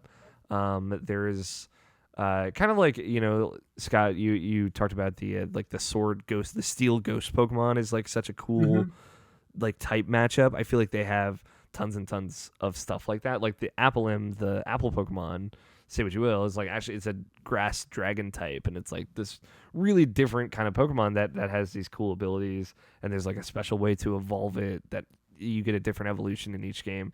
So like the new Pokemon aspect of Shield, and which Shield's the version I'm playing, has been really great. And then you get like the Galarian forms of Pokemon, like Ponyta and Weezing and stuff like that are also really cool. So like that stuff it has been firing on all cylinders, and like being into that for the first time has been really cool. And I've just playing it, just like I've been catching more Pokemon. Like it feels like I've just taken the momentum from Let's Go Pikachu into this game, which I was worried would never happen, and it was just kind of a fluke that I liked Let's Go Pikachu. But no, they really got me with that, and the quality of life stuff in that game is here, but it's a harder game, and it's a more challenging game, and a more like gritty and like skill driven like combat. But with those improvements for quality of life that you would want from a modern Pokemon video game. The thing that I do want to just say, because it's been kind of a bummer for me, not hugely ruining, but so the wild area is the new thing. You know, you have full camera control for the first time in Pokemon. It's just a big open area. You get access to it pretty early on, and it just has tons and tons of Pokemon. They'll change depending on the weather, the time of day, stuff like that. But it's just like literally tons of Pokemon from like lowest level of like 3 or 4 to high like level 70 wild Pokemon that you can just run into.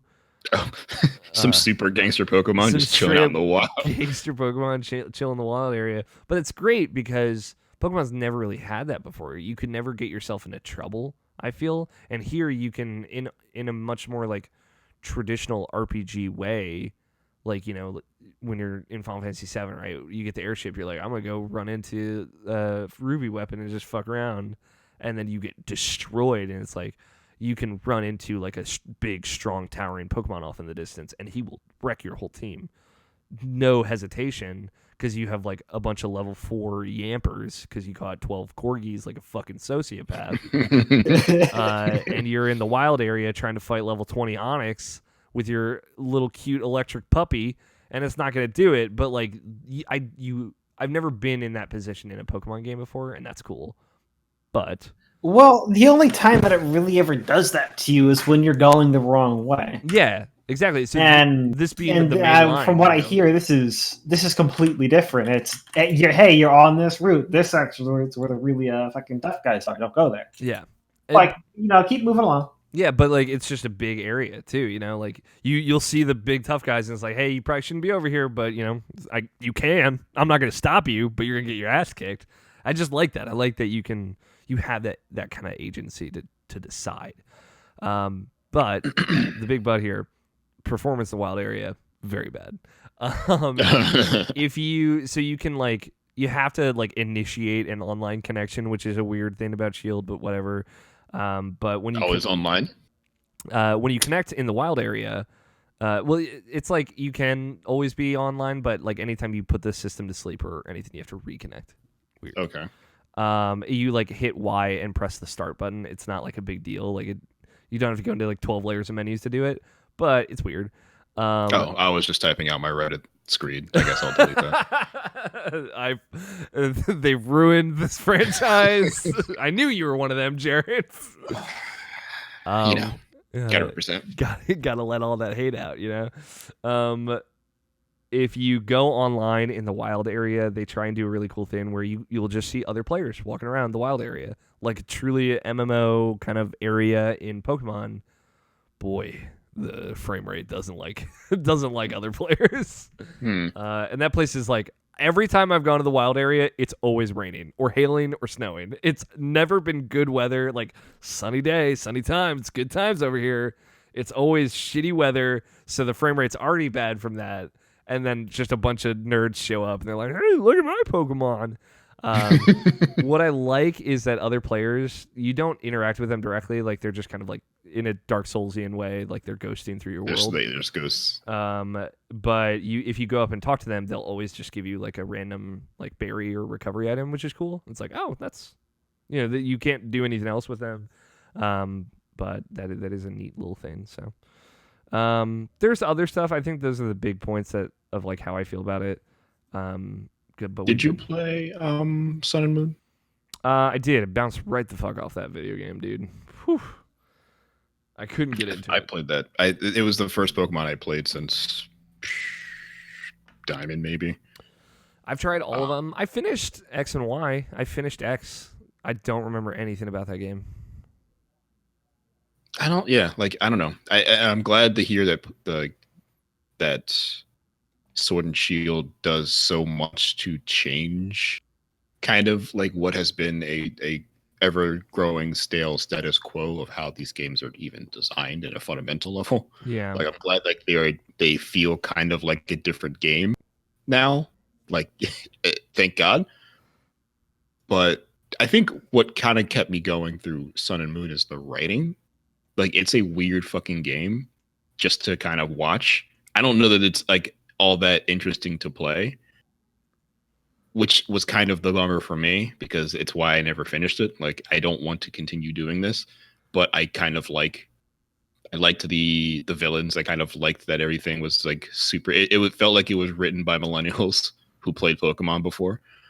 Had a weird sort of we're adults now sense of humor. Mm-hmm. I imagine that doesn't stop in Sword and Shield. Yeah, there's definitely a lot of that. Usually off to the side, not in the main part of the narrative, Mm-hmm. Which is both good and bad. It's I don't know, it's cool. I a lot of people talk about Hop sucks or whatever, the rival. I actually really like him just because I think they do a good job of showing how frustrated he gets because he never wins, right? But also he's always changing up his team, and in battle he's always talking about I'm trying something different. He's always trying different things to try and beat you. He's trying to be better. Yeah, and there's a real growth there, and I think that's cool. Which is a cool story you don't get from these rivals are just kind of one note. Not even villains are just you get what you understand them because they're doing the same thing you're doing. They just lose all the time, but you never really address how that makes them feel. Mm-hmm. I mean, I guess in Sun and Moon they did because he wasn't necessarily a rival. He was just a kid that sucked. And like everyone just kind of told him he sucked. And he was like, yeah, but I'm just kind of here to hang out. Yeah, but I like And to like, chill, you know? yeah, but I like y'all, so I'm just going to keep following you around. Okay, I get that. That's funny because that's basically what this is. It's good when you can look at the other side and they kind of make them real people. Yeah, BD is like the other rival character in the game, and that's like more of the stereotypical like old school Pokemon rival of like, oh, you suck and you're lame and only strong Pokemon will survive and I'll kill you. And it's like, whoa, are we talking about killing Pokemon all of a sudden, kid?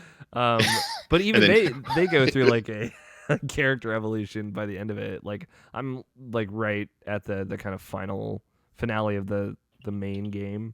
But you know, I assume because of the way the wild area works and everything that there's a lot of stuff to do after the game, but I don't know yet. Yeah, I'll also say like it's a much harder Pokemon game. Like everything's scaled way up. Like their levels are way higher for generally everything. Like when you go to a new area, especially because like one of the first areas you have to go to is the wild area, and because it's like all over the map as far as how tough the Pokemon are going to be in that area. Like you could get an area where they're super easy and good to grind on, or an area where they're super tough. You can't really spend a lot of that early game grinding because it's like way too hit or miss.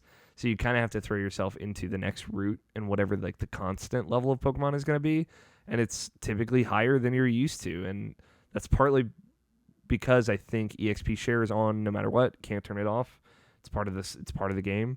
But I think it works to like push everything to be a little bit harder. Right? Every time you go to the gyms, it's like these guys are like 4, 5, 6, 7 levels higher than everything I've been fighting up to this point. Like I gotta step it up, you know. And that's cool. I think it is more constantly challenging you, and that's a good thing. Yeah, Pokemon's good. I got one of those Galarian Rapidashes, which is just a unicorn with a big rainbow like mane, and I would die for him. So I just want you to know his name is Bast, and I love him. So I appreciate your connection to this unicorn. Thank you, Jared.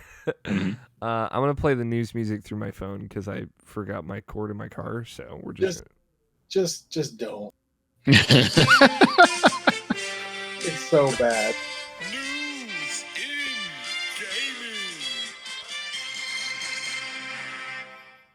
In my defense, it could have been worse. It could have been coming through like a old timey staticky record. It could have been a live performance. Just think about it. I could, you know what? I'll do it live next time for you, Tenny. Next time I don't have my cord, I'll just yell, "Who's a gaming?" So I want to veer in a Tony Horvath direction first. I want to get your thoughts and feelings. I didn't necessarily pull a lot of stuff that I know about That's this. fine. But Path of Exile 2 was announced. Yeah, I don't know a lot about it either. I'm excited for it though. Yeah, it sounds cool. Apparently, so in a similar vein to Overwatch 2, there is going to be some stuff that you'll be able to kind of play across game. But it looks like just about everything you're going to be able to carry from Path of Exile into Path of Exile 2. And there's going to be some level of shared end game. Yes and no. Yeah, I don't know to what extent that means. From what I've seen, and I've seen very little on this. I haven't watched any of this. But from what I've seen in bits and pieces, it looks like they're going to do what they typically do when they change items, which is just new versions of that item will drop the new way, and old items will be unaffected.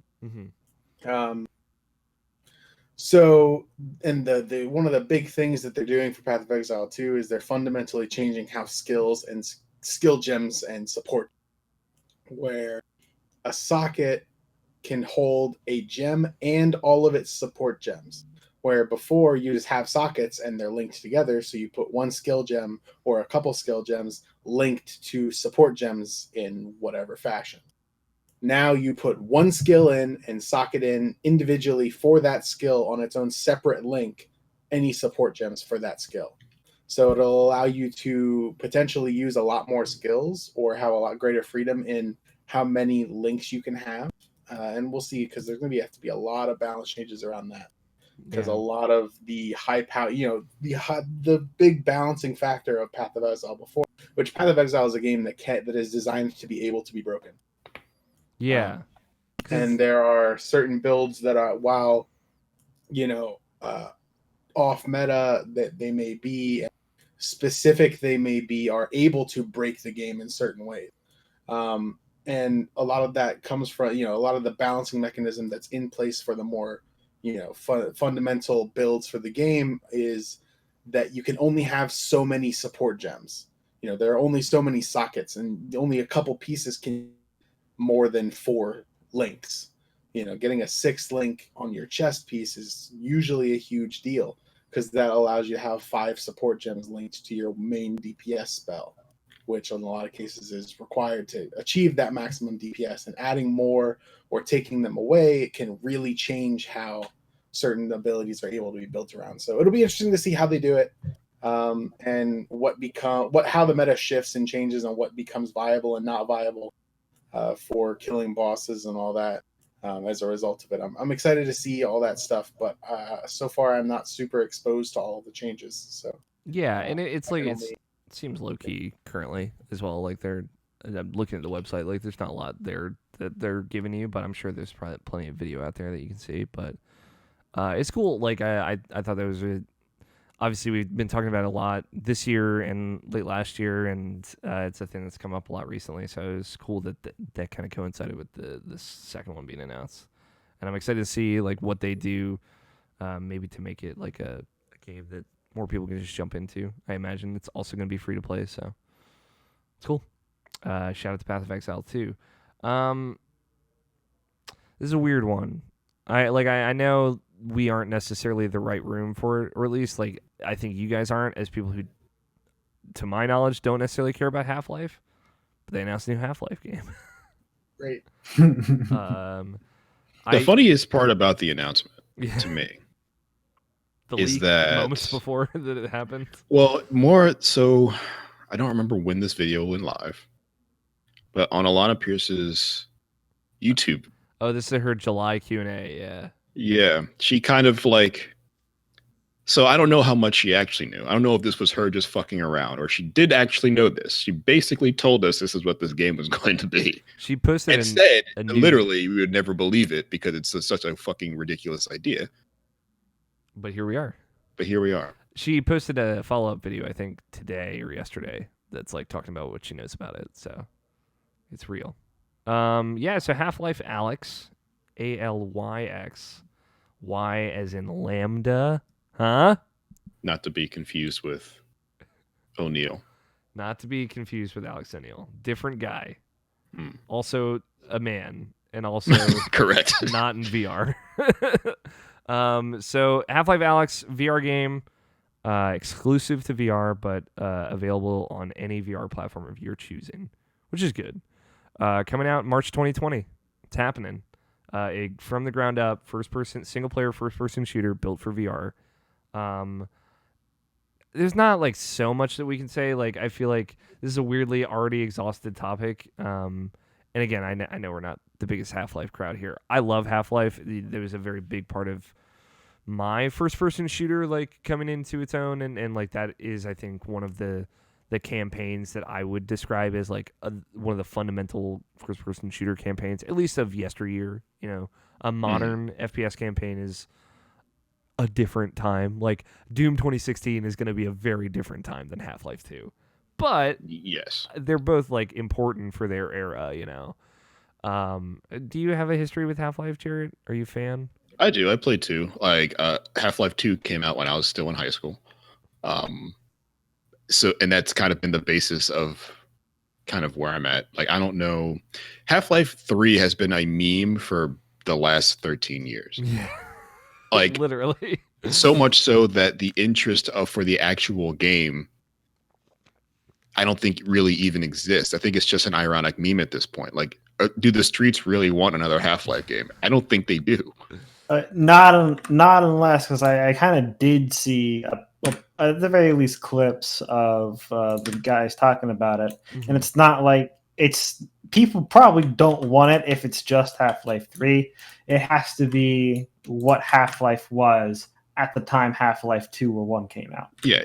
To that time. Yeah. Fair. That is when people will want it. Yeah. Like, And like the nobody team wants is the super sequel scared to that they Half-Life 2. Yeah, the team is They super want the scared new that they game. just can't do that anymore. Yeah. Fair. Like that's a pressure you'll never live up to, no Yeah. matter how good this game is. And Keely's doing like Jeff Keely's doing a whole bunch of work for this. Like he's doing his kind of beginning or last hours, is that what it's called? Where he's like, which he did for Half-Life 1 and 2. He was like there while they were making that game right at the end to talk about the experience making it. He's doing that from the beginning to end with Half-Life Alex. And that's the video that you were talking about, Scott. And he like, so he's already talked to them. Yeah. Like essentially there's so much pressure to make Half-Life 3 to close all the loose ends to end the story, right? Like it makes a lot more sense to make not Half-Life 3. And maybe never make Half-Life 3, but maybe continue to make Half-Life games. Yeah, I am a VR believer. I love VR. It's one of those things where I don't have a lot of games that I would want to play in VR, but this is exactly the kind of thing I want in VR. And when they showed that trailer, I was honestly like so in. There's no fathomable way I'll be able to play this ever, but maybe like what's it? Oculus Quest, I think, would be one like that's a relatively affordable way in. But like, Is that the one that isn't plugged in? yeah, that's like the headset. The wireless one is just a headset, yeah. But it looks so cool. It is exactly like what I wanted a first-person shooter in VR to be when we were talking about like dream ideas of what that looks like. You know, like a big moment in this trailer is like somebody just pushing stuff off a shelf to grab ammo to then put it in a gun and like have that all be actions that you take. I think is really cool. But you know, it's just a weird. This is such a weird thing. Like 2019 has been the weirdest. They announced a new Half-Life game, and the moment it happened, I was losing my mind because I am the guy that's like, maybe someday they'll make Half-Life 3, but like very quietly hopeful to myself. And like, you know, this may be as close as we'll ever get, and I'm really excited for it. It's 100% like if you have to do this game again and it has to be called Half-Life, then definitely don't make Half-Life 3. Make Half-Life something else. Make it in VR. Make it go a completely different route. You know, don't even sort of insinuate those expectations.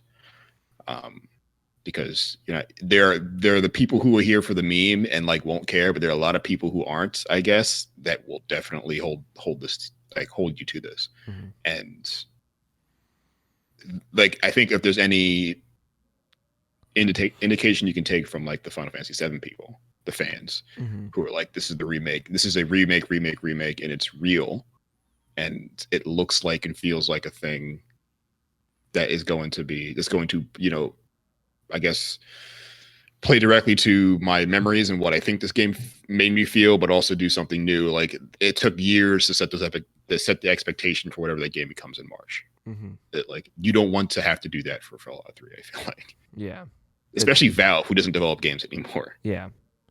And like people are talking about their initiative, you know, to make more games like this, and it is a good sign. I think if people want Valve to make more games like this, they're gonna have to buy this, you know. Yes. And I think they will. Like I think like this is one of those things where people talking about how Half-Life 1 pushed the first-person shooter genre forward. Half-Life 2 did a similar thing, and now Half-Life Alyx is doing that with VR.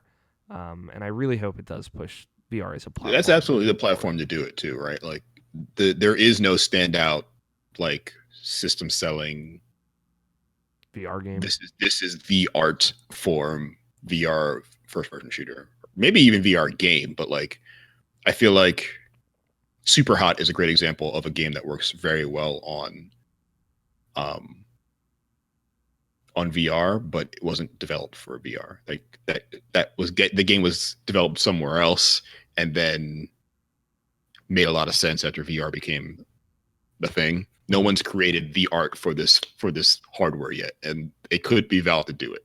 Yeah. And I guess that in and of itself, it makes this an interesting concept. But I don't know. This is definitely something I'm going to want to see how people react to, because I don't have VR. I'm not buying VR. But and there's nothing about this that's going to make me do that. But I am very interested to see if like this becomes the thing people have been waiting for years. Yeah, I'm really excited. Genuinely, I think this is going to be rad. It's weird the voice actors are different. As someone who cares about that kind of thing and cares about that franchise still all these years later, it is weird, but I'll take what I can get, and I'm like the team that is making this seems really excited about it, and seems like they're really trying to make something special here. So, other news, this kind of started happening over toward the weekend. It started as like a report from a YouTuber, Spawnwave, who this person had reported on like Elden Ring before it was announced. So they had some credibility, but they said that Resident Evil 3 Remake is in development, it's happening, but moreover, it's coming out next year. It's coming in 2020, some point. That's the real news. I feel like so it was never guaranteed, or no. I feel like there was a video, like a dev video that said we're gonna do Resident Evil 3. We didn't really know. It's been deleted, erased, redacted. Yeah, from something the like that. somewhere. like we're gonna do it was the last thing, but we had no idea like what that meant. Like, are you doing it now? Like, are you in development? Is that something that's going to happen? When's it going to happen? Like, no one knew any details besides someone saying we're going to do it. Yeah, like the story here saying it that not only have we done it basically, but it's coming out next year is like the story. Like, holy shit. Yeah, is like when we were playing Resident Evil 2 in January, they were already like very deep into making the remake of the third game, right? More than likely, which does explain a lot of things. It explains why there's no big DLC for Resident Evil 2, which is a thing that they did for 7. They didn't do for 2. Did a little bit of stuff early on, free DLC that they probably made alongside the game. And then they're doing that multiplayer game, which is the last kind of known Resident Evil thing that we know about, right? So it makes sense if you start conspiracy theory and lining up all the pieces, like, okay, they've been quiet in this way, blah, blah, fall next year, I think is reasonable if we think of that. But, like, that just, it tells us that they had a much bigger plan the whole time. And they've been working on both games probably the whole time, or at least for the last year or so. And that's big. You know, a lot of other websites kind of corroborated this, Eurogamer being the biggest. And this sounds like it's a legit thing, or at least like right now, it's not announced yet. And if these rumors are true, it's more likely something like they're maybe aiming for end of 2020, maybe new console launch. They want to get this out to be a part of that, which would be cool. But this could very well be one of those things. By the time we hear about it, it's coming out January 2021. It's worked for Capcom year on year on year for the last like 4 years, right? So ain't broke, don't fix it. So I think it could easily turn into one of those things. But yeah, it's really cool. I wanted to get your take on it, Jarrett, and how well Capcom's just been crushing it lately. They've had quite the year and a half. Really the last 2 whole years, I guess now, because Monster Hunter launched January of last year and is their highest selling game ever. And that was what else did they do? They did something else last year too. I don't remember. Ooh, yeah. I mean, they had the E3 showing. They had Resident Evil 2 in January, and then they had Monster Hunter Iceborne in September of this year as well. Those are the big ones. DMC5 in March. Yeah, DMC5, Resident Evil 2, but I feel like they had something else in 2018 that like closed 2018. I just don't remember what it was. I don't remember either. But I mean, I've never been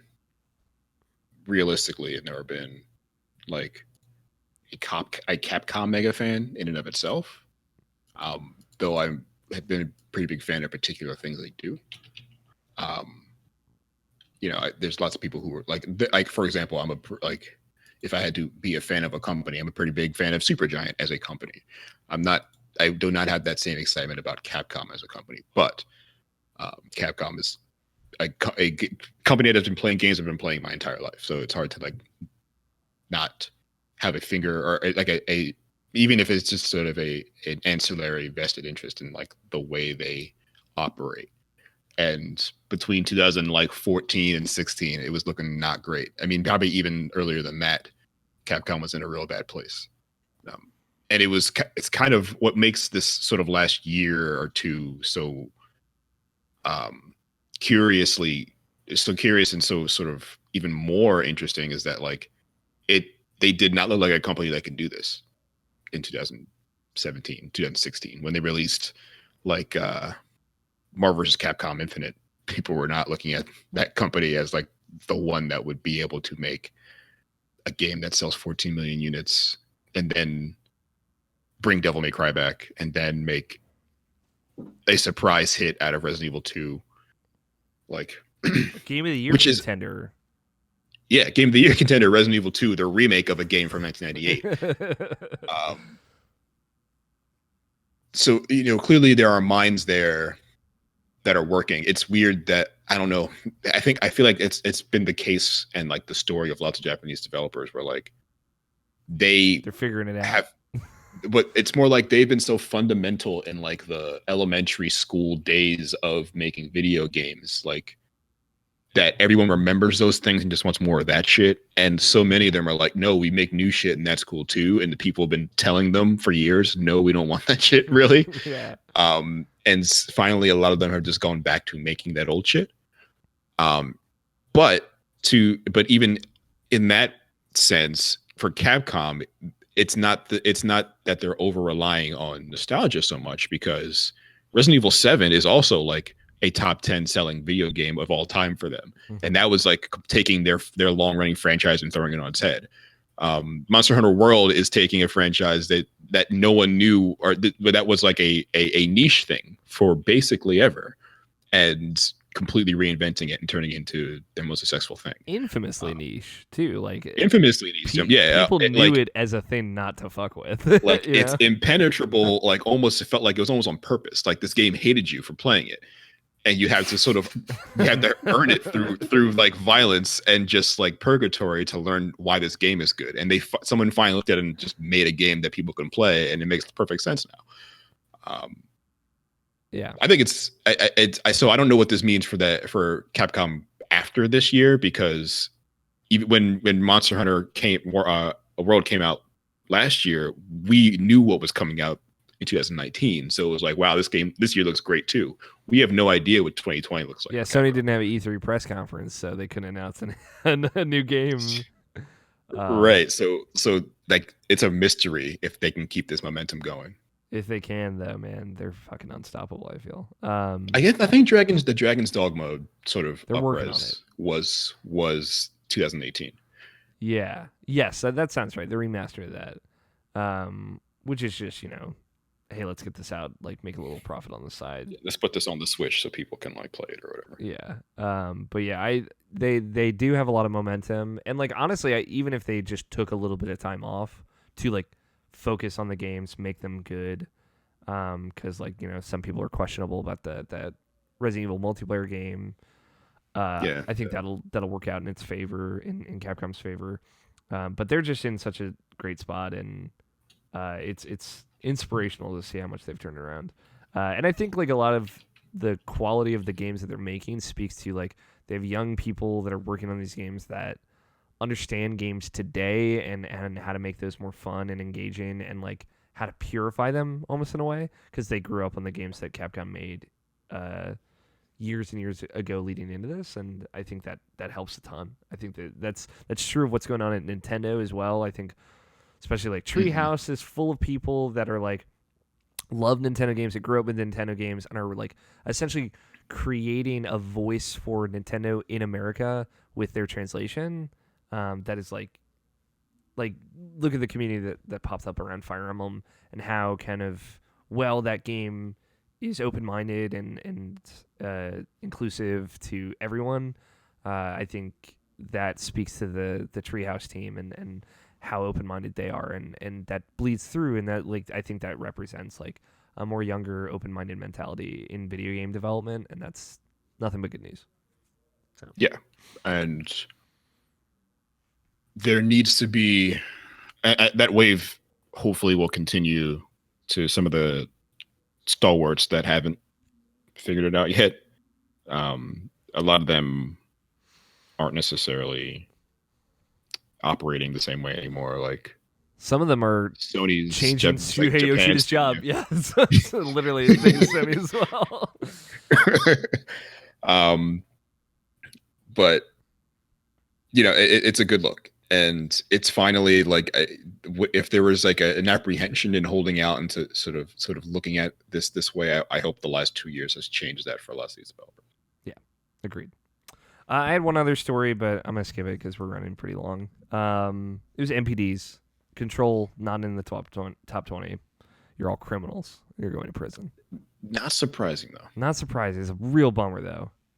Because Remedy, like, they're really bad at marketing themselves. Yeah, and they always have been. And like, I don't know what kind of numbers Quantum Break did, but they had a TV show too. So like, maybe they like went too ham on Quantum Break, and it fucked them up a little bit. So they kind of reeled it back for Control, but Control's the one you probably should have went ham on. Yeah. But I don't know. It getting nominated for Game of the Year is maybe good word of mouth for it. So yeah.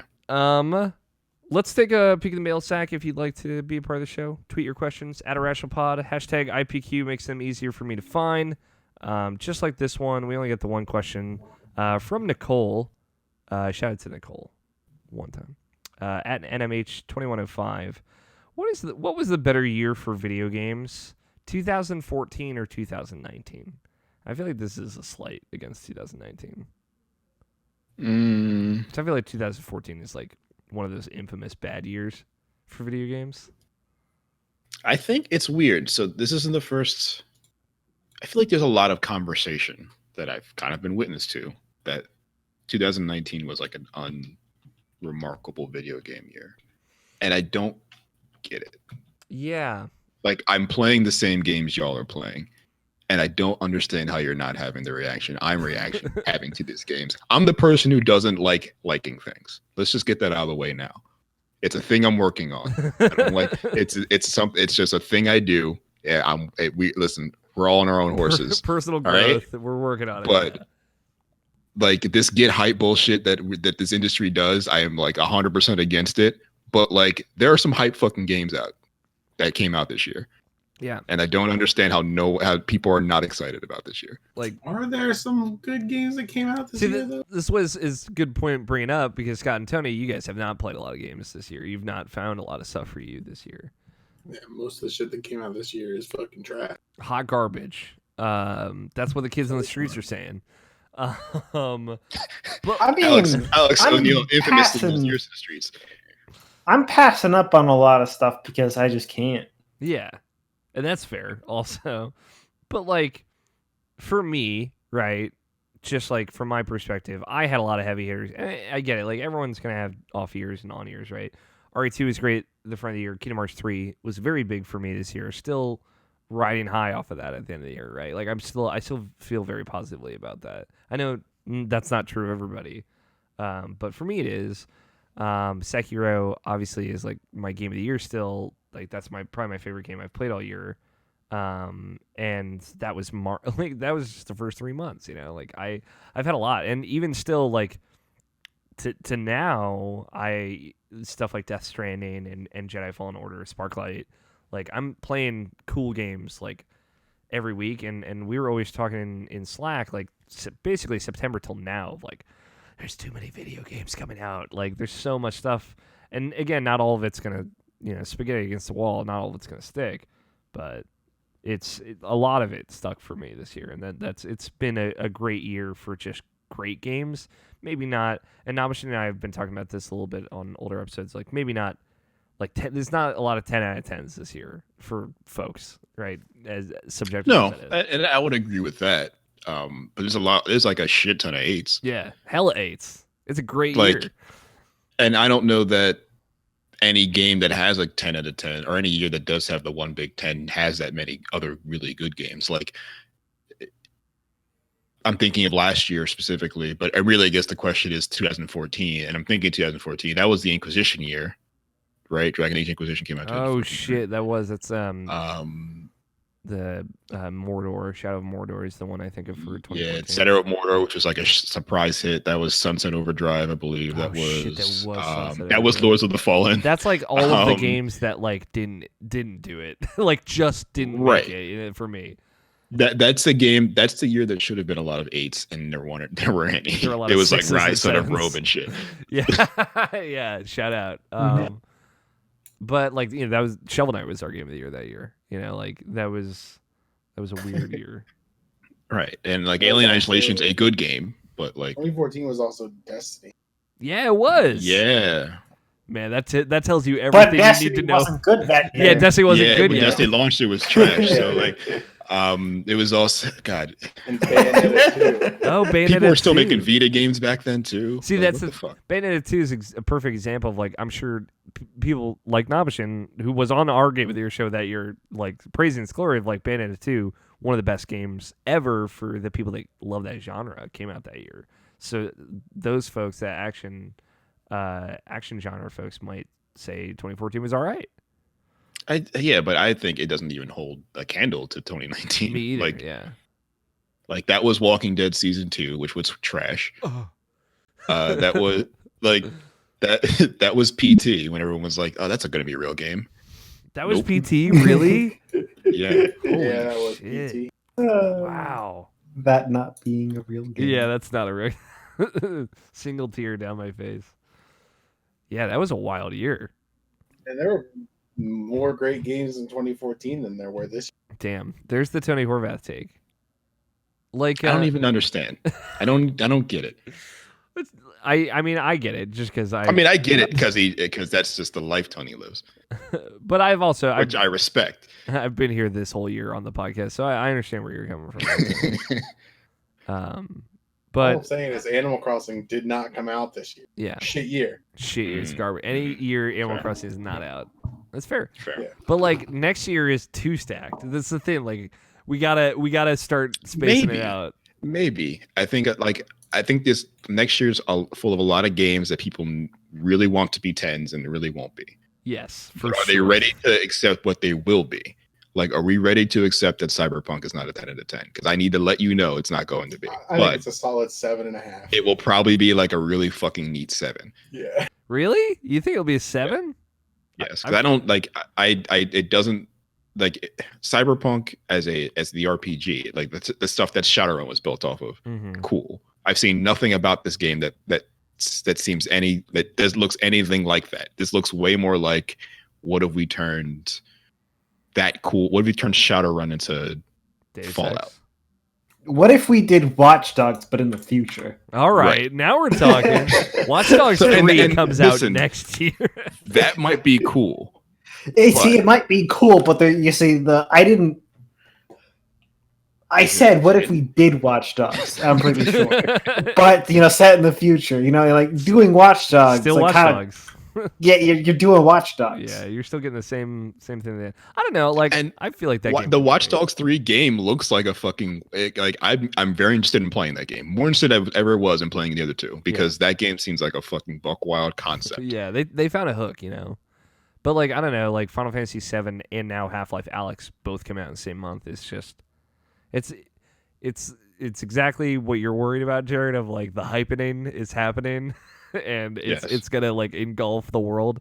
But like not just those 2 games coming out that month, also Animal Crossing and Doom, which are like And Doom. Doom, which is like now that's a 10 out of 10. We all know that's a 10 out of 10. Doom could be the same. They can just literally release the same game. And I'd be It like, could great. be the same game with a bigger gun, like at the end, Yeah. maybe, and the sword. And I'd be like, all right, well, I'll put the 10 up. Just take Well, take shit, the that boss gun was fights big. out of the first Doom 2 in 2016 and just give me that game again, and I'll be like 10 out of 10. That's all you need. Yeah, that game looks magical. Yeah, I don't know. Animal Crossing soon though. I do know that. Let's wrap it up. If you thank you for listening, everybody.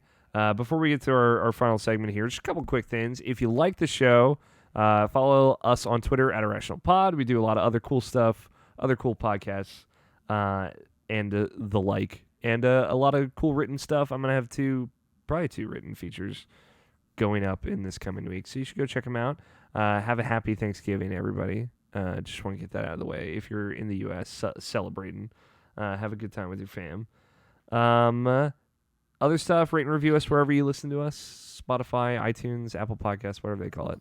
And for just irrationalpassions.com, that's the website. That's where all the goodies are. The final segment we have for this week is bets, as per usual. We've arrived, not a different final segment. There's no twist at the end. It's time for bets. I like that you set it up like there was going to be. Yeah, one, there's though. going to be I was like, wait, this week. Did Doc say something that I didn't see? It's just like some like totally made up word, like the Awakening. It's like, what is it? What the fuck are Kojima? Did Kojima write this show? The Strand Knots, and it's like, what is this fucking? The first Strand Pad podcast. The last Stranding. It's coming. This week's bet. This time next week, how many viewers will Pokemon Sword and Shield have on Twitch? This is what I ended up coming up with. Right now, tonight, it has 61,000. When I checked it earlier when I was writing the bet. It's a lot more than I would have. It's a lot, yeah, because I feel like Pokemon Sword and Shield has a bit more of a competitive focus to it. So I assume people are doing that. Or they're just like grinding for shinies, which is another thing that people do that I don't understand. But That's 100% fair. But Dude, because they do it for hours and then they complain that they can't import them into the next. yeah, exactly. It's Like, Yeah. man, I can't bring my shinies. I'm like, bro, who fucking cares? Yeah, you fucking idiot. You spent 200 hours getting that one shiny. You restarted thought your you'd just be game able to have it forever. 1,137 Fuck times. You're fucking dead to me.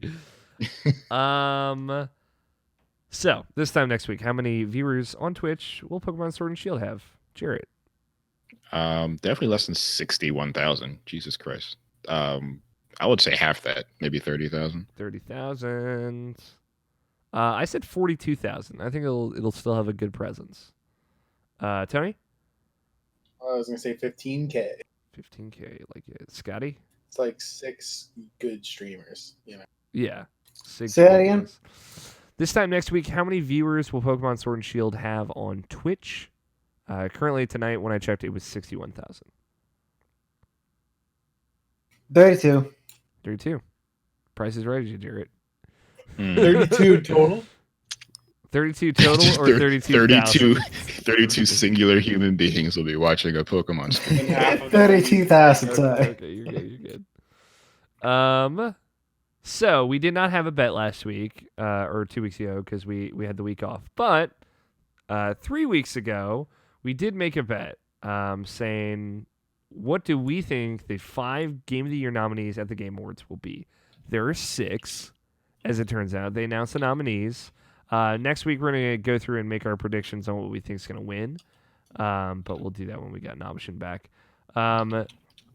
So I'm going to do a quick recap. I'm going to try and go through these real quick of what everybody said, and then I'll read off the actual nominees. So I said my 5 guesses were Death Stranding, Fire Emblem, Resident Evil 2, Sekiro, Apex.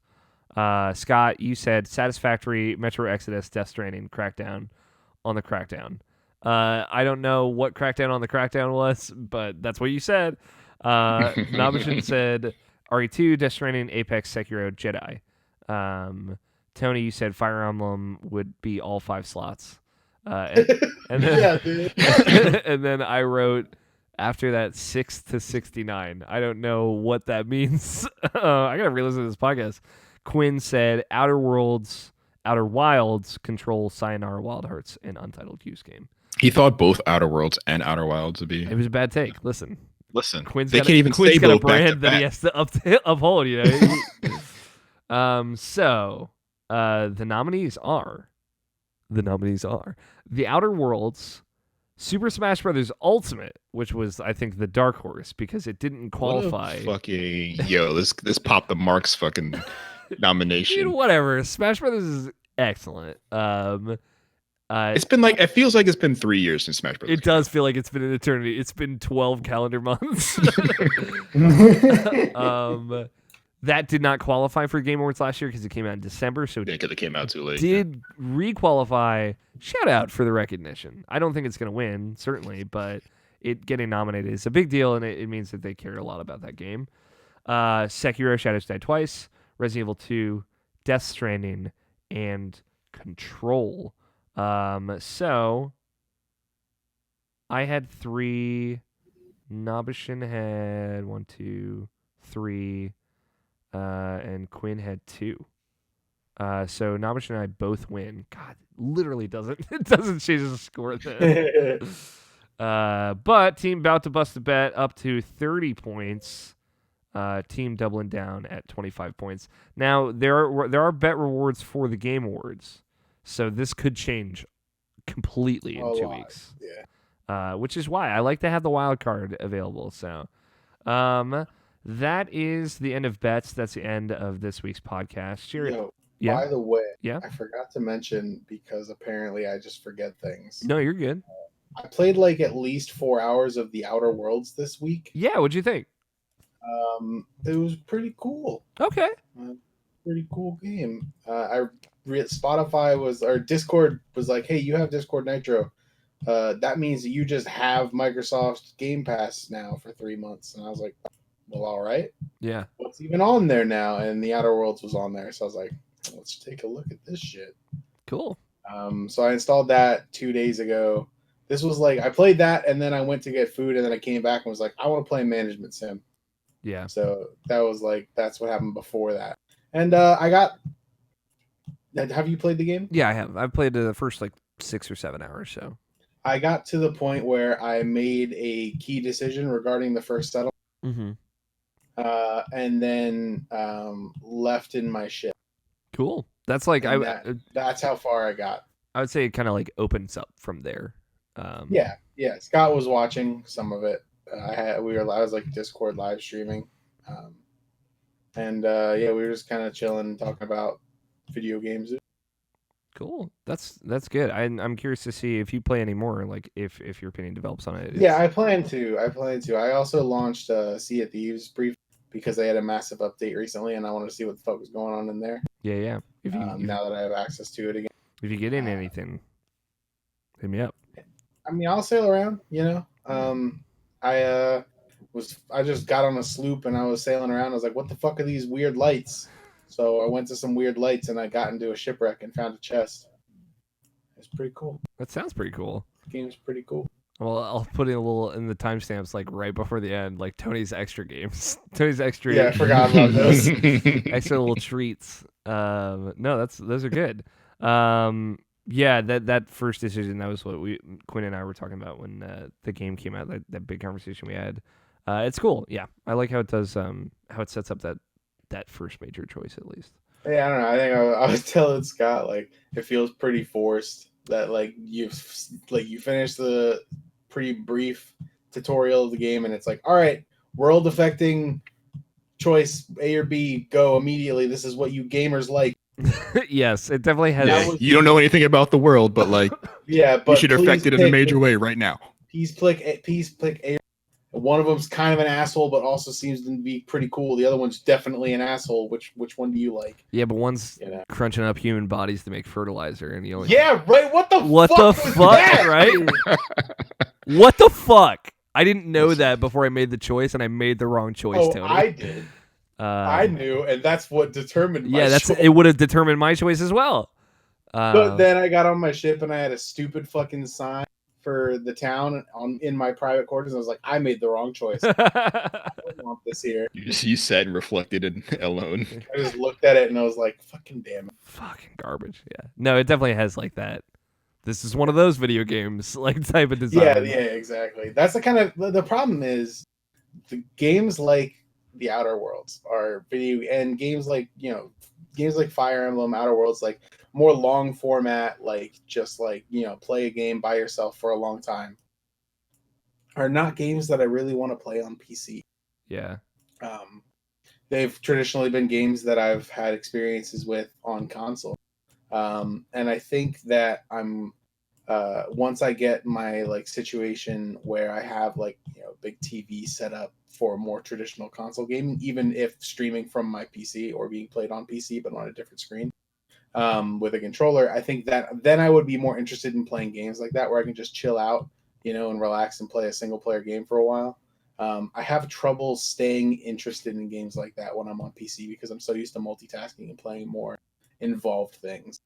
Yeah, that's totally fair. It helps you kind of like clear out the chuff and like just focus on the one thing. Exactly. Cool. I appreciate that update. Little snackums at the end of this podcast. Yeah, little games crunch bar. Shout out to the games For the real Crunch ones. Bar.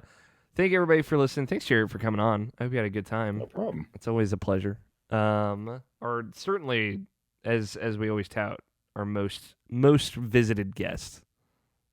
That's me. Although you're Just breaking records every you're day. just part of the squad now. Now the editors are just part of the show. I'm the field correspondent for the squad. Yes, out there in the streets, in the sheets, Yeah, getting the info. I'm with the people. With the people in the sheets. Yeah, sure. Thanks everybody for listening, for tuning in live. Remember, you can watch us every Saturday night, 7:30 p.m. Eastern, on YouTube, and you can see it on video form after the fact, right on YouTube right away if you want to see it right after we have the show, or wait for the nice cleaned up, cut up audio version that is a little bit more streamlined on Tuesdays. All the good stuff's still in there, I promise. I put timestamps in the description so you can get to the good stuff faster if you prefer. But thanks to Danny Wiesner for opening music of Two Player Co-op, closing music of The World is Saved.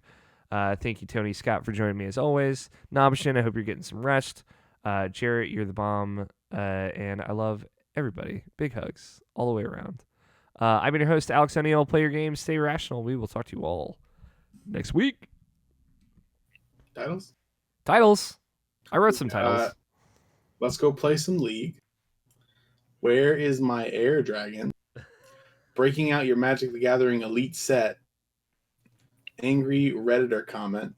And Games Crunch Bar. Games Crunch Bar. What do you like, Tony? I like when Nabisha makes the titles. All right, okay. You don't need to be mean about it. I'm doing my best. Got him. Okay. I'm also hosting the show. I'm like taking notes on the side for timestamps. There's too much for hours. I'm trying to check out the chat. Yeah, right? I'm writing titles. They're going to be mediocre, all right? Sometimes I get a good one. I feel like breaking out your Magic the Gathering Elite TM set was all right. It was okay. What do you like, Tony? I don't know. They're all right. I guess. You're looking at the bottom of the barrel. I just need you to grab something. I'm gonna reach in, and I'm gonna swirl my mouse around a little bit. See where the fuck we land. And that's where is my air dragon? Okay, Scott, what do you like? Crushed it. And before you say, Scott, none of them because your titles are garbage.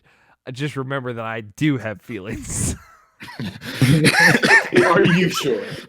I'm just reminding everyone. Well, hold on a second. Yeah. Why is this happening? Hold on. What's going on, Scott? You all right?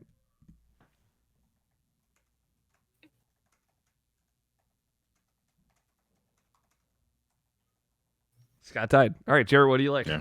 No, I added a new title called I Do Have Feelings. I do have feelings. That's actually a pretty good one. Here's the thing. I was like, is this a bit? I don't know. You never know with Scott. And I I'm love it. nominated. All right. Jarrett, what do you like? I'm going to vote for the latecomer. I do have feelings. Tony, do you want to update your vote?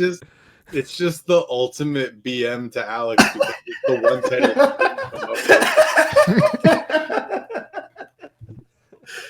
All right. Do you guys want me to say the title because I said it, or would one of you like to say it? I'll do it. All right, Jarrett. Do you know how to do the episode number part? What is the episode number? 448. 448. Okay. Me. Get situated here. Like move Adjust Time for here. ASMR. move the Cheetos off the desk. I need no interference. You're listening to the Irrational Passions podcast, episode 448. I do have feelings. No, you don't. Hey, not like Fuck me. you. That was good. Good show, boys. Thanks everybody for watching. Have a good night.